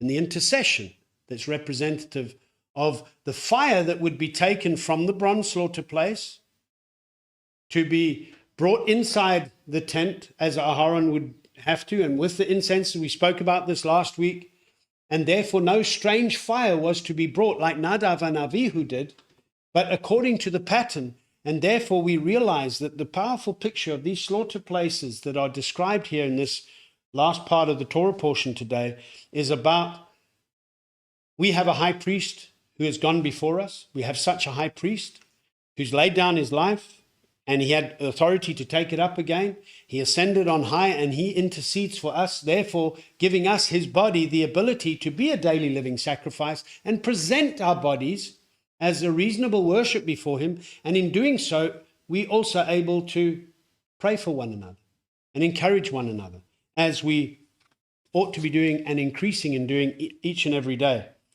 You know, the slaughter place highlights for us, we use the term, and I prefer the term slaughter place in terms of English rather than altar, because the Hebrew word for slaughter place, mizbeach, means to slaughter. Means there's a shedding of blood that's required. And it's symbolic of the blood of Messiah that's shed on our behalf so that we actually are able to draw near. When we think of the word altar, altar can be very misleading in terms of various pagan altars that they would also do slaughterings, but often would be putting infants in fire But they would also have shrines or altars that they would also not necessarily do slaughterings on, but it was a corrupt way of worship to appease their fertility deities that they worshipped in error. So while many may say, look, altar is not wrong, the English word, I just find that translating it better as slaughter place brings better understanding, because some might get offended when you say slaughter. But when we understand what all those slaughterings, when we get to the book of Wayyaqhěl again and repetition of the word, we will see what the slaughterings, the sacrifices symbolize for us and mean for us. And when we get and embrace a proper understanding, it's not offensive to us. It's something that we are able to celebrate in the life that we have in our Master, you know. And so we are then able to realize how we are to offer slaughter offerings of righteousness and trust in Yahweh, as Tehillah 4 verse 5 calls us to do so. You know, so it teaches us a valuable lesson of laying down our lives, which means when Shaul says, I die daily. Now, don't go literally take an object and try and kill yourself, but it's a dying to the flesh. So it's a representation. That's why we are a daily living offering, because we're literally not putting ourselves to death in the flesh, but we are putting to death the misdeeds of the flesh by overcoming them, by walking according to the Spirit and receiving the instructions from above. And we are guarded in the picture of the tabernacle by the courtyard screens of fine linen, which represents the righteousnesses of the set-apart ones. And that's what sets us apart from the rest of the world in our service to Yahweh. It's not just anybody come which way they want. We even know in the design of the tabernacle and the tents and the encampments that the Levites that were put in between the rest of the tribes and the tabernacle was so that nobody would approach in an inappropriate manner, so they would not be destroyed. But rather there's a way, there's a procedure, there's a pattern that we follow in the perfection of set-apartness that the tabernacle and its design represents for us. And anybody going through the wilderness that came across 2 million plus people doing all this worship and service, imagine what it must have been when you see these brilliant white sheets of linen against the sun. And then inside you see, if you're looking from afar, you might see this bronze slaughter place and the bronze laver. You don't see what's going on inside the dwelling place. You just see the fine linen leather over it. But it must have been like a bit of a wow factor. Now, this is kind of like our lives before the rest of the world. We should become a wow factor to them when we are shining the light. Now, I'm not saying you're out there to put on a show. Your life should reflect that. And when people are attracted to that, to know more, they are able to see the layers that lay deep in the heart as they begin to partake in the Sabbath and the feasts, because it's for those in the house. And we can bring them in and explain to them, this is the entrance, this is the way. This is how you can have your heart moved and lifted up to serve and begin to see the revelation of Messiah unfold. When you aren't going to guard righteousness and come to the door, accept the work of Messiah, get cleaned up by the word to enter in, you will never understand the revelation. So those who are reading without guarding to do will always have a veil over their eyes, even when they hear the word. So much of what we've read in this Torah portion today, as I said, is a repetition of previous chapters for good reason. But here we see the application of the instructions being lived out. And so we learn every week as we come to hear the Torah, how we are to live. The question is, are you actually doing what's being instructed, or are you just hearing the whole time and never doing? We are a people that belong to Elohim, and we are to live like it. And we are to be giving our all in building his tabernacle, which we are, and remaining pure as we are built up in him through the very clear instructions that he's given to us through Moshe. It equips us to serve with great joy as our hearts are moved and lifted up to serve, not under compulsion, but voluntarily, because he gave himself voluntarily for us. Any thoughts on today's readings? Any encouragements or thoughts? Anybody online would like to share anything before we go for lunch? You're welcome to do so. I'm not we've got a few people that are logged in. You're welcome to send a message on the chat, or if you're not logged in and you're watching and you want to send something on WhatsApp, you are welcome to do so. Any thoughts from you guys? Nothing standing out today? Or everything standing out? I often think of how, when we talk to the world, how often they are looking for the minimum to give back to Yahweh. And in the same breath, they can say, He provides all that I need for life and reverence. As long as it's a Mercedes-Benz, a double-story building. You know? Yeah. From personal experience, I have found that there were adjustments that I needed to make when I came onto. I still have to make those adjustments. And just mentioning the tithe that you give. Scripture says, on the first day of the week, you set aside. Yeah. Whatever is left, you have to make sure you are able to live within that means. Yeah. But oftentimes man thinks because they serve Yahweh, he's just got to be the vending machine. Tap that is always open. Yeah. And that's not what this life is about. No. This life does take sacrifice. Yes. And it does take adjustment. Yeah. And we must get away from the thinking that we can use one scripture a day. If I want to count how many verses are in the scripture, then the days of my life is not going to be ended. No. I don't know when it is going to end. Yeah. So we cannot just give Yahweh the bare minimum because He says He supplies all our needs. Yeah. He supplies all our needs, but we've got to adjust to the situation. Yeah. When Shaul says He supplies all our needs through Yeshua Messiah, that through highlights the key. That it's a reflection of if you're not giving your all, then you're not being supplied all. You need to give your all. It's a relational covenant thing between the Creator as husband and His created bride that He wants to be with. And He wants her to want to be with Him. It's If we look at the marriage couple, for example, the fact that they are married does not mean that they are going to be compatible and yes and amen all the day. Yeah. There's adjustments to it. Yes. Yeah. Sacrifices to it. Yeah.